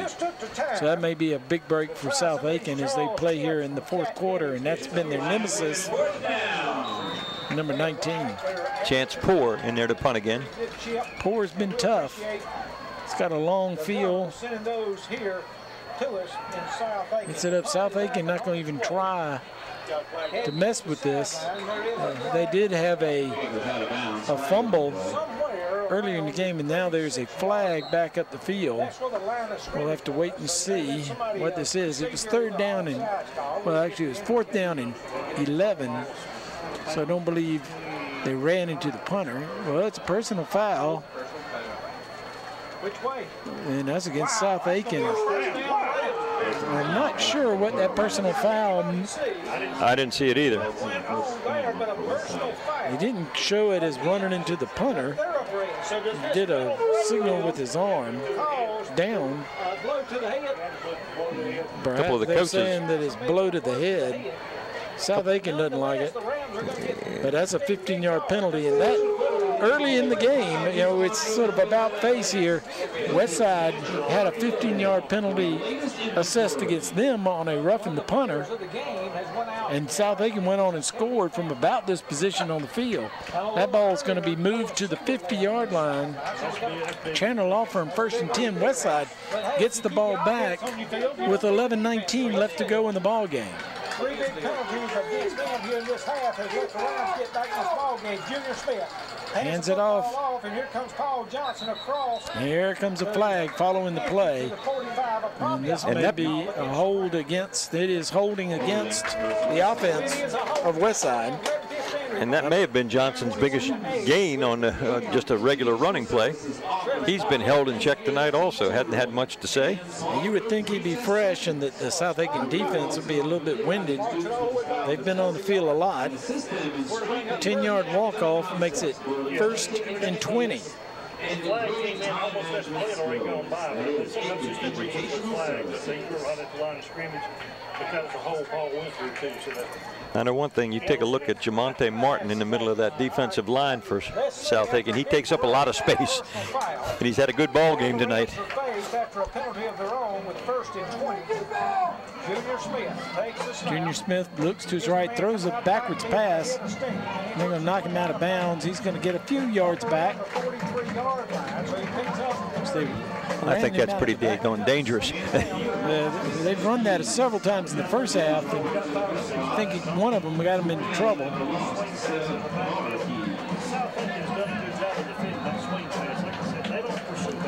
You tell me. do not see Fant Miles out on the field.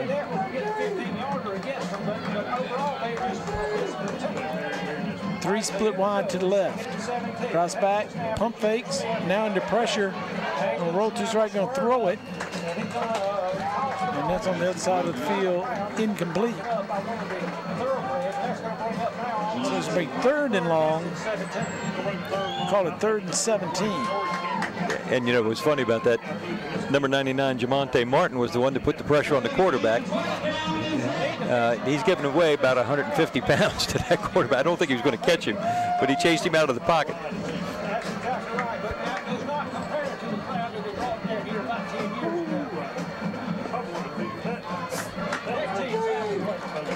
Again, 3 to the left, 1 to the right. Man in the backfield next to Junior Smith. He's going to screen, and South Aiken was ready for it. He's going to pick up maybe 2 yards. It'll bring up 4th down and 15. And good job by the South Aiken defense to recover. They got help from the 10-yard walk-off on the holding call, and they keep Westside in their own territory. And if we'd have got 2 yards past him, we had just Smitty's replay shows good defense by South Aiken. All right, so here we go. Chance forward, back to punt. Ford punts it again. This is a worst punt of the night, maybe. It's low and is going to go out of bounds on the far side of the field. Looks like he's at the 25-yard line. Chandler Law Firm 1st and 10 for South Aiken. South Aiken, 10 minutes, 21 seconds left to go in the ball game. They're looking to control it and run the clock. I don't think they're too worried about visiting the Tyler Tire end zone. Well, I know one thing. They give the ball to Kitchens, and he's going to try to get to the end zone. Actually, 2 starters short because Caleb Van Miles plays on defense also. So let's see what Boynton and the Thoroughbreds do here. Crisscross action. Yep. Didn't get much. Roberts picked up maybe a yard. 2nd down and 9.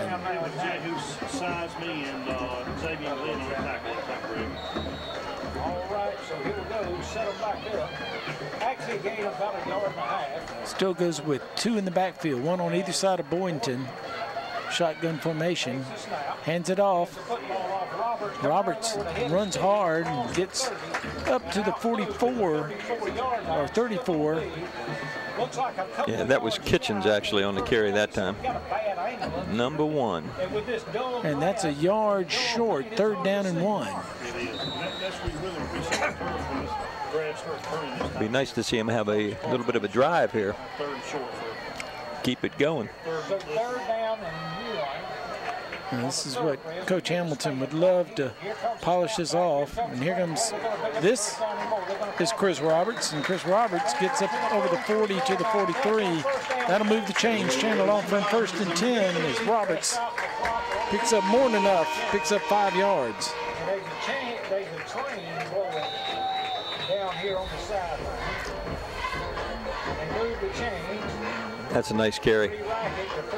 He takes a beating out there, though, doesn't he? He takes some punishment. He deals out some, He too. deals them out, but he makes sure at least 2 or 3 have to hit him most of the time to take him down. Back home to Anderson. They leave early, get by with it. Roberts gets the carry. And he makes it up. It's a handoff, and that is actually number 22 for South Aiken, Niquel Ryans. First time we've seen him carry the football. Yeah, he's got some fresh legs. That's exactly right. So here we go. Roberts still in the backfield.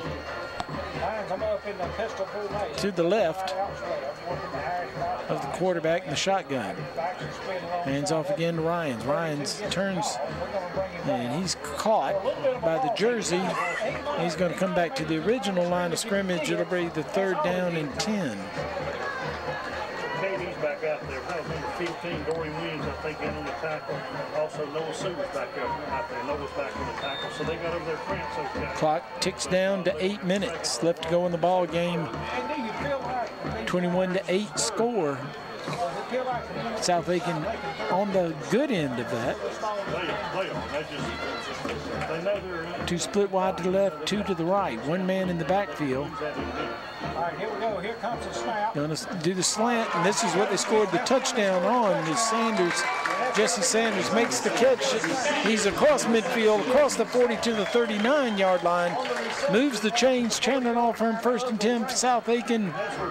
Nice play. It was a nice play. Well thrown. Sanders made a nice catch. Took a couple of hits and just held on and gained a couple extra yards.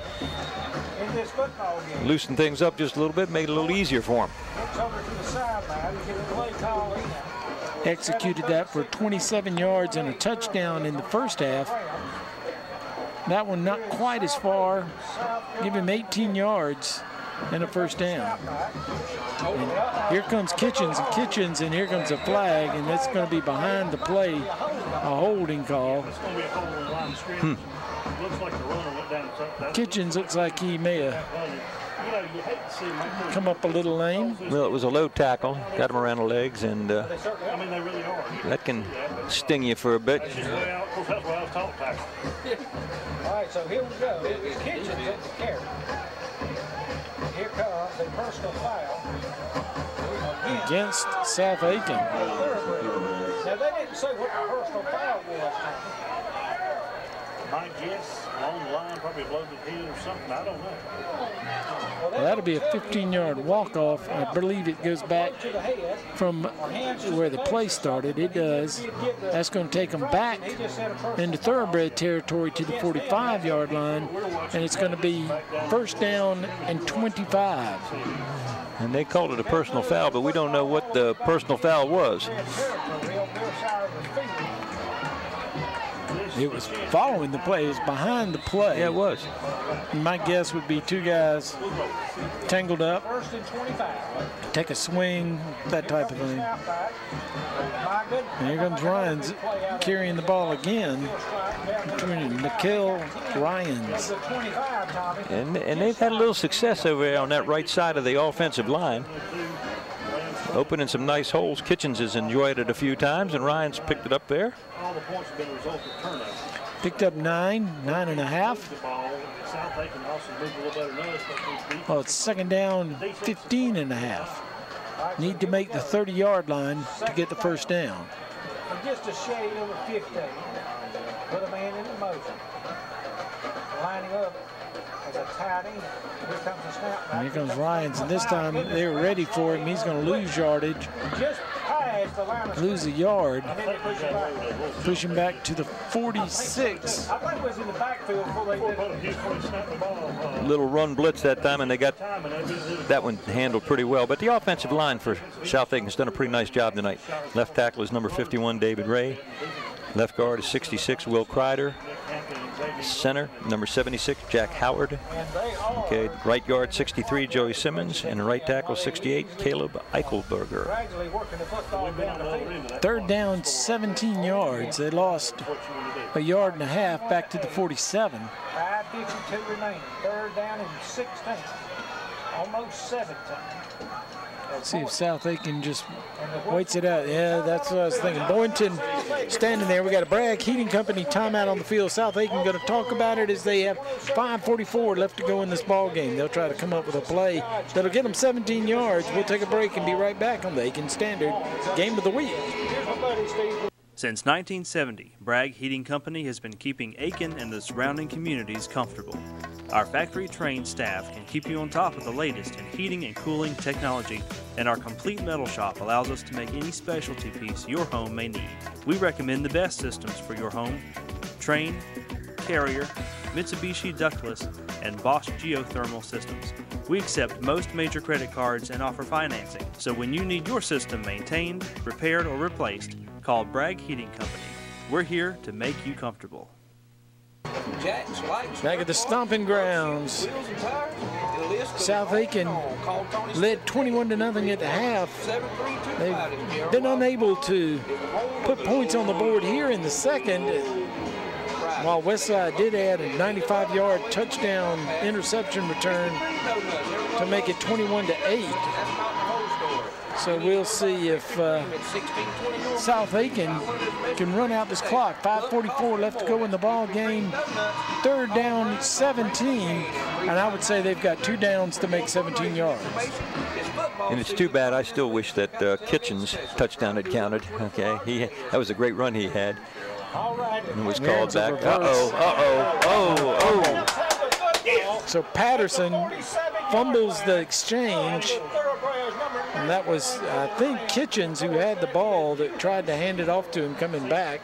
We'll take a look at it on the Schmitty's replay, but that's going to be a big break for Westside. 5:41 left to go in the ball game. They've got 2 scores they've got to make. But they get the ball at the 48-yard line. Yeah. Right there. That was Kitchens and Patterson, and you know they work together a lot, but that was a little bit high, couldn't be handled. It wasn't a handoff, it was a pitch. Yeah. 47-yard line. Westside needs to get down the field quickly. They drop back. This is a pass. He's under pressure. He's going to lose big yardage back to the 44-yard line. That went nowhere for Westside. They're going to say he got back to the 44. That loss was 9 yards.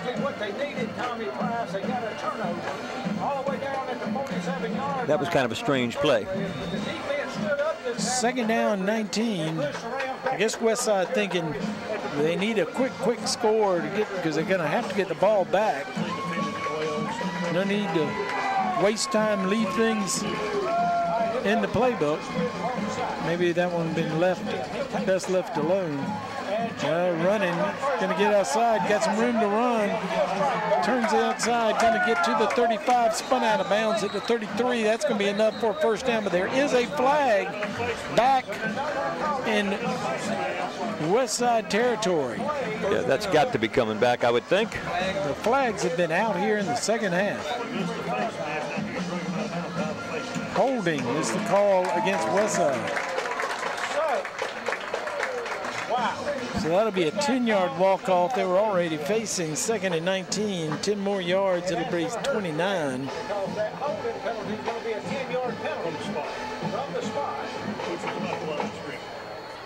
And actually, it is behind the line of scrimmage, so they can go to the 33. They need to get to the 37 to get a 1st down. They're at the 33, their own 33 of Westside. They've got to get to the thoroughbred. 37. It's actually 30 yards. 2nd down and 30. That's exactly what you're going to have to do. Triple wide out to the right. Single man to the left. Hash mark left. Going to roll out. And this worked early in the game. They're going to have to get a lot more yardage than that to get back for a 1st down. That's going to bring up 3rd down and long. It'll be 25. The ball's at the 38-yard line.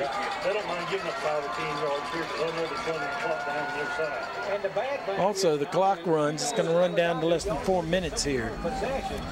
The only bad thing is we're just forced for 3rd down and long. It's probably already. Not sure that this Westside offense is designed to break off big plays, get back and throw the ball.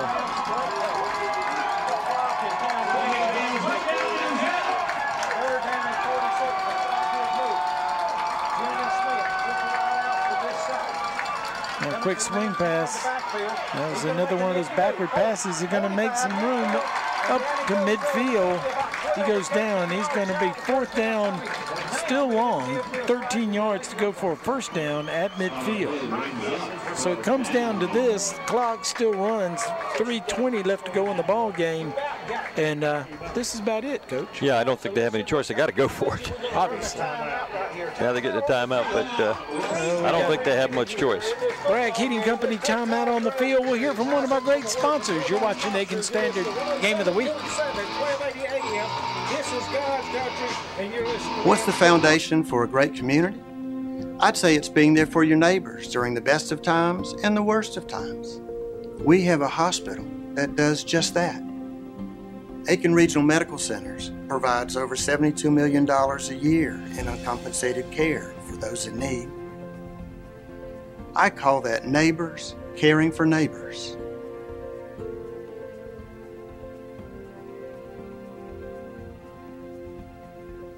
Meat cutter is always on duty.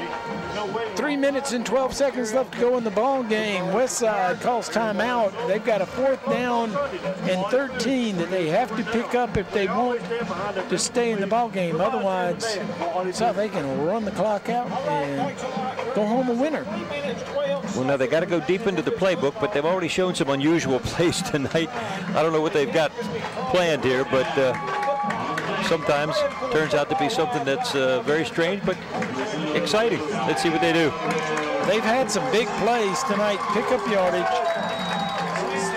specifically with KD Fant Miles, but he was hurt earlier. We don't know if he's out there or not. Here comes the rush, gets away from it. Now secondary rush, pulling him down. A sack. South Aiken takes over on downs at the 45-yard line. 3:03 left to go in the ball game. South Aiken should be able to salt this one away. And Dyer Harrison, once again, we've called his name before. Defensive end, he's number 8. He was the first guy there, I believe, and he got lots of help. That's Reed Bolin. Bolin again. He's all over the field, isn't he? Reed Bolin is in on just about any play that gets outside. 3 seconds away from their 3rd victory. Chandler Law Firm 1st and 10. Handoff. Keep it conservative. That'll be no gain. 2nd down and 10. Clock runs, the most important part. I'm not sure how many timeouts Westside has at this point. I know they just took one. I believe they took another. They may have 1 left. They do not show that on the scoreboard here. We probably got 1 more timeout left. All right, so here we go. And the West Side radio crew says they've got 1 timeout left. So that's a pretty good guess, I think. I'm sure they're keeping up with it on the sidelines and telling when to snap. Here comes the snap. Snap this Kitchens. Kitchens slides back down, and that's no gain. 3rd down and 10. But the clock continues to run. We don't care if you get positive yards, because you get over the field and strip the ball, lose the ball. And the play clock, or the scoreboard clock, is down to 2:03. So, Coach, you run anything fancy here, or just no. keep it close to the vest? I think you'll probably keep it pretty close. Clock's running. A couple more plays. I'll put this game in the W column, and that'll be all they need. Yeah, he's going to pass. He's going down. He's got a man. He's got Jesse Sanders inside the 10. What a call. Gunslinger. That's the way you salt it away. That did it right there. That's a 1st down. Oh, my goodness. I tell you what, that was a nice pass, nice catch by Sanders. He got behind the defenders, was able to bring it in. And as we watch the Smitty, did you see that? Replay. Nice catch. Good target. Very conservative on the first 2 running plays, and then he lights it up. I'm not even going to try to guess what they're going to do now. Jesse Sanders has had a big night. He had the first touchdown on a pass, and he's caught a couple other nice plays. There goes Roberts. And there's Roberts into the end zone, touchdown. And they put a cherry on this one. They finally put points on the board in the 2nd half. And that's going to be a little bit of revenge for last year's beating that they took in Anderson. 27-8, extra point coming. You know, that's quite a turnaround when you get beat by a team by 35 points one year and you turn it right around, and now you've got them by 20 or 21 points. That's an over a 50-point turnaround. That doesn't happen all that often. Well done by South Aiken. So Roberts takes it the final 7 yards into the Tyler Tire end zone. And South Aiken Here's the snap, the spot down, will get the win. Kick is good. Darren Sanders adds on to it, 28-8. And minute 30 left in the game, and I would imagine Westside will try to keep it conservative and get on out of here. Head toward the house. And it will be a long, long ride back to Westside. Well, South Aiken can tell them what it's like. Yeah, that's right. They went through it last year. I can remember last year. I don't remember the game that we were covering, but afterwards the scores, getting in the car, listening to the scoreboard, saying that could not possibly be right. South Aiken lost 42-7, and it was.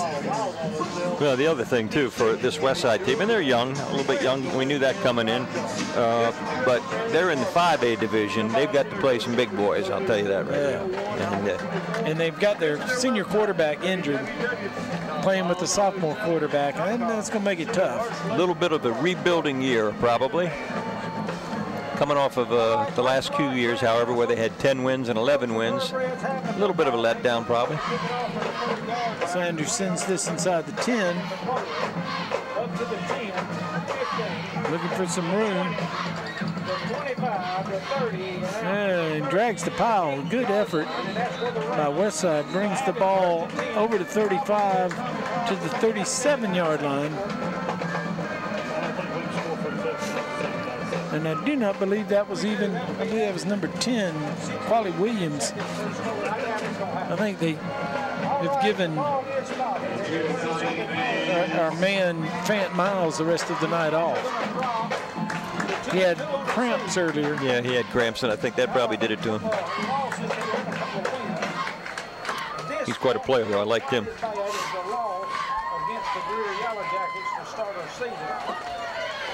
So a minute and 18 seconds left to go in this one.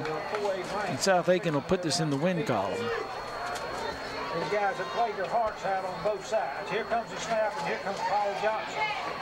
Paul Johnson, best run of the game. Gains 11 yards. That'll move the chains. Channel offer him 1st and 10. With a minute and 12 remaining, the clock stops momentarily. And he's still playing hard. Hadn't been a big night for him, but that was actually 25, Jordan Blue. You want to give credit where credit is due. First time we called his name tonight. I think everybody listening tonight broadcast. Jordan Blue in the backfield. Blue comes up just short of the 50-yard line. Maybe a half a yard gain. That's going to be it. Second down. I think we'll have one more play, and that'll do it for this ball game. And Blue that time ran into Jamonte Martin. It's like running into a mountain out there. That's a big young man. Yeah, he did better on that little outside off the tackle run earlier where there wasn't anybody there. That one, there was a big man in the hole. This will probably do it. Be the last play of the game, I would imagine. Got to talk about, but it won't be a long one, that's for sure. Here comes the snap back. Little delayed draw. Blue gets to the 50-yard line. That'll be the last play. He gains a yard. Well, now the clock stops. Oh, they have a flag. I guess he didn't feel like he got to participate. Officials, sometimes you got to wonder. Yeah, I know. Personal foul. Face mask against South Aiken. South Aiken does have some things to work on. They've gotten an inordinate amount of personal fouls. Well, at least we know what that one was. Okay, face mask. And I think you should call that one, no matter what the time is on the game. But if it had been a holding penalty or something, I think you should just keep that little yellow flag in your pocket. And Westside, who has one timeout left, takes a Bragg Heating Company timeout, so they're going to discuss this. And, you know, when we were at Wagner, Whitmire, who was shut out for the whole game, on the very last play of the game, scored on a pass over the middle. It was actually pretty exciting. And they kicked the extra point and get 7 points on the board. Can Westside do the same thing? Have you got a quarter? Do I? I have a quarter. Yes, I do. I don't think they're going to let them score. Unless they have some real trickery here. They'll come all out with the rush. South Aiken has done a good job in the rush department tonight. They have given up some big plays. They've got a lot to work on. Now, no question here in the second half, it's a little lackluster. They had Westside in some 3rd and longs, and they managed to get out of it, gain like 30 yards, 20 yards, pick up the first downs. So here comes the last play of the game. Of course, he throws an incomplete pass, and they run the ball. And that's going to be close to a first down, and that might stop the clock again. And it does stop the clock again, and they don't stop the clock and let it run out. So that's the ball game. South Aiken comes up victorious, revenging last year's loss. The only loss that they had in the regular season last year was to this Westside team. They revenged that this year by winning 28-8 as the two teams meet at midfield and shake hands. A good win for South Aiken. It is a good win. Anytime you can play up a division and defeat a team that has really handled you the year before, that's a real good win, okay? Especially after, I'm sure South Aiken was a little disappointed to lose that game by 1 point earlier in the season. But they're rolling, and they're certainly going to be a force. And I think they're rated number 6 in the state at this point in the 4A division. So they've got a season that they can look forward to in front of them. It speaks volumes. South Aiken, for years in 3A and 4A football, bouncing back and forth. If they played a bigger school, it was almost a foregone conclusion. South Aiken wasn't going to be able to compete with those type of teams, but they competed very well and beat this team right handily. Westside made some mistakes in the first half to afford them the 3 touchdowns, but that's what you do. You take advantage of mistakes. I mean, that's how you win ball games, and you don't make mistakes yourself. Made one mistake, threw the interception, got to return 95 yards. I'm sure that Coach Hamilton and his quarterback Boynton will have a discussion on throw the ball away, son. But that's a good win, and here come the South Aiken students to celebrate with their team. And you know what? That's kind of nice to see here at South Aiken. Yeah, it's great. There were a number of years where South Aiken had a terrific athletic program with, how shall I put this gently, one exception, and that was their football team was not as competitive as a lot of their other programs, but it is now. It is now. Coach Hamilton has done a fantastic job with this football team, and sky's the limit. You know, that doesn't guarantee they're going to win the division. North Augusta will have something to say about it. I'm sure Aiken will get better as the year goes on. We'll see this South Aiken team against Aiken High later in the season, and of course Midland Valley also in the conference, and I'm sure they're going to get better. But right now, I'd say head and shoulders, South Aiken's probably the team to beat by no question. Of course, we haven't seen Airport. Airport probably will be a pretty decent team. And you mentioned another one, too. I think North Augusta's pretty tough, too. It'll be interesting to see what that score is tonight. North Augusta taking on Lexington. I'm curious about that one, and too. Lexington, a 5A school, so that's another playing up to a larger school opponent for North Augusta. And North Augusta has looked very good that we've seen so far this year. All right, we'll take a break, and we'll come back and wrap things up for another Aiken Standard Game of the Week here at the Stomping Grounds at South Aiken High School. South Aiken is a winner, 28-8 over Westside. We'll be right back. Come on in to Bargain Blocks Furniture, where we have 2 5-piece bedroom sets starting at only $576. Take the rest.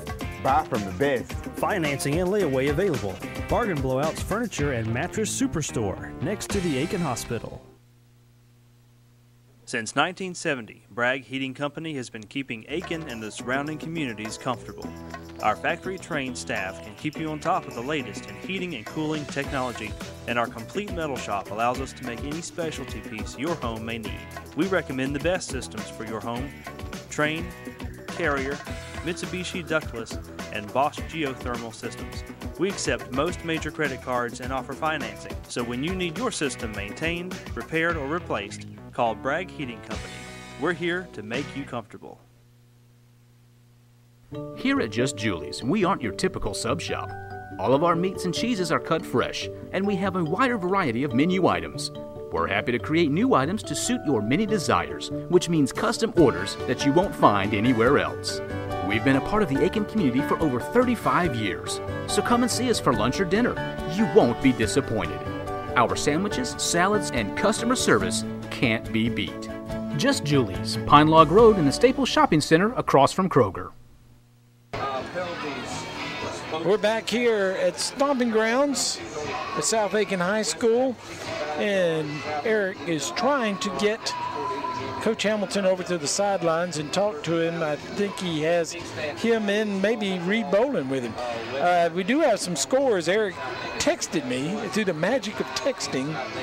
North Augusta is up 34-7 at the half, so that's pretty impressive over Lexington. So yeah, they're going to have something to say about it.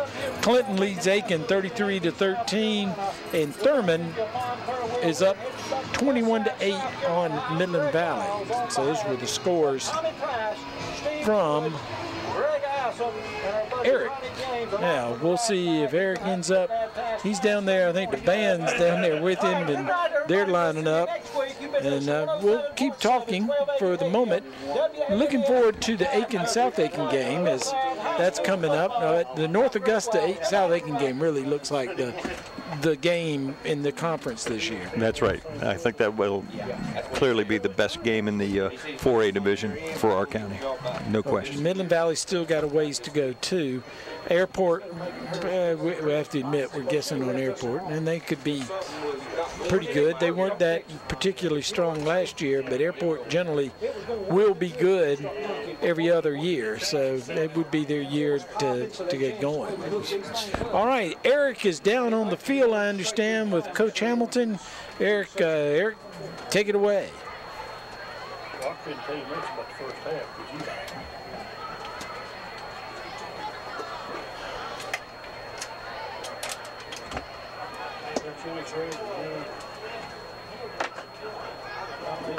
That's yours, Oscar, is that mine? That's yours. I got dollars of steel. I got one somewhere. That might be yours.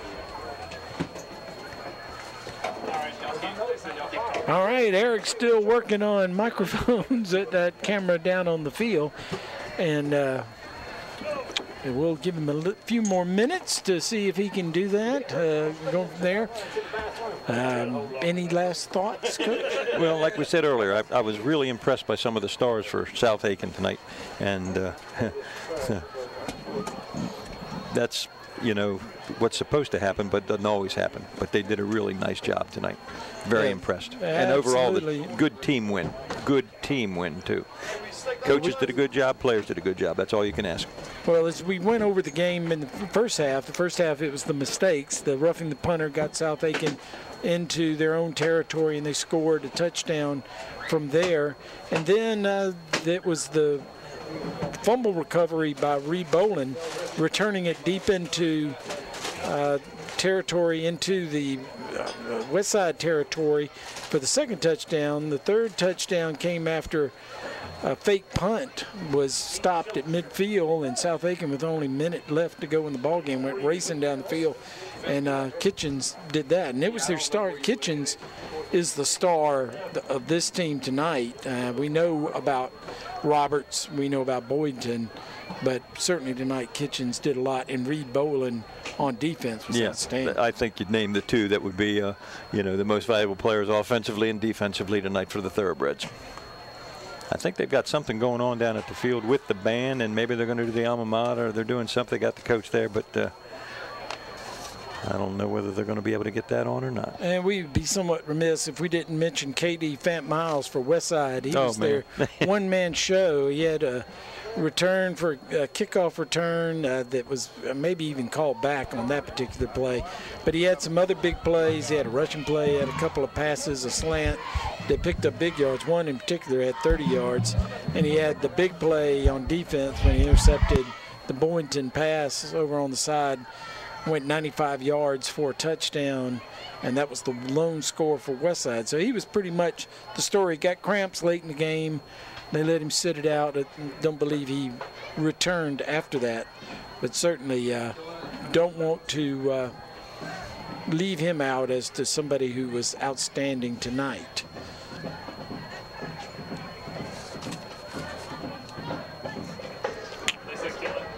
All right, well, we're not able to get Coach Hamilton and Eric together. You'll have to pick up the Aiken Standard tomorrow morning and see Coach Hamilton's quotes in the paper that Eric was able to get from him after the game. I'm sure he's happy. I'm sure he said that he had a lot to work on things like 15-yard penalties and other things, giving up big plays on offense. But that's usually coach talk. Is that true?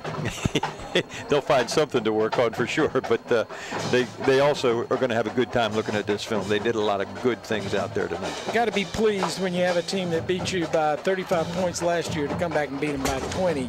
That's saying you got things going in the right direction, and previews for a pretty good season. It's a good feeling after losing that 1-point game from a couple weeks ago. And the excitement that the student body showed and the excitement that the band's having, it's good for the whole school. You have a winning football team at the beginning of the year, it helps the atmosphere in the entire school, believe me, and that's what they've done. Yeah.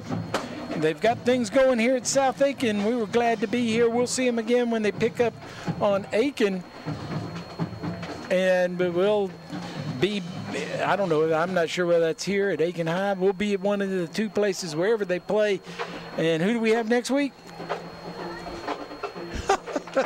Well, we'll find out. Check your local listings for date and time. It'll be Friday. We'll be back on the air at 7 o'clock. Until then, for Ken Brace, for Eric Russell, and for James Dean, our director, I'm Ed Gerardo. Thank you for joining us tonight for the Aiken Standard Game of the Week. We'll see you next week. Good night, everybody.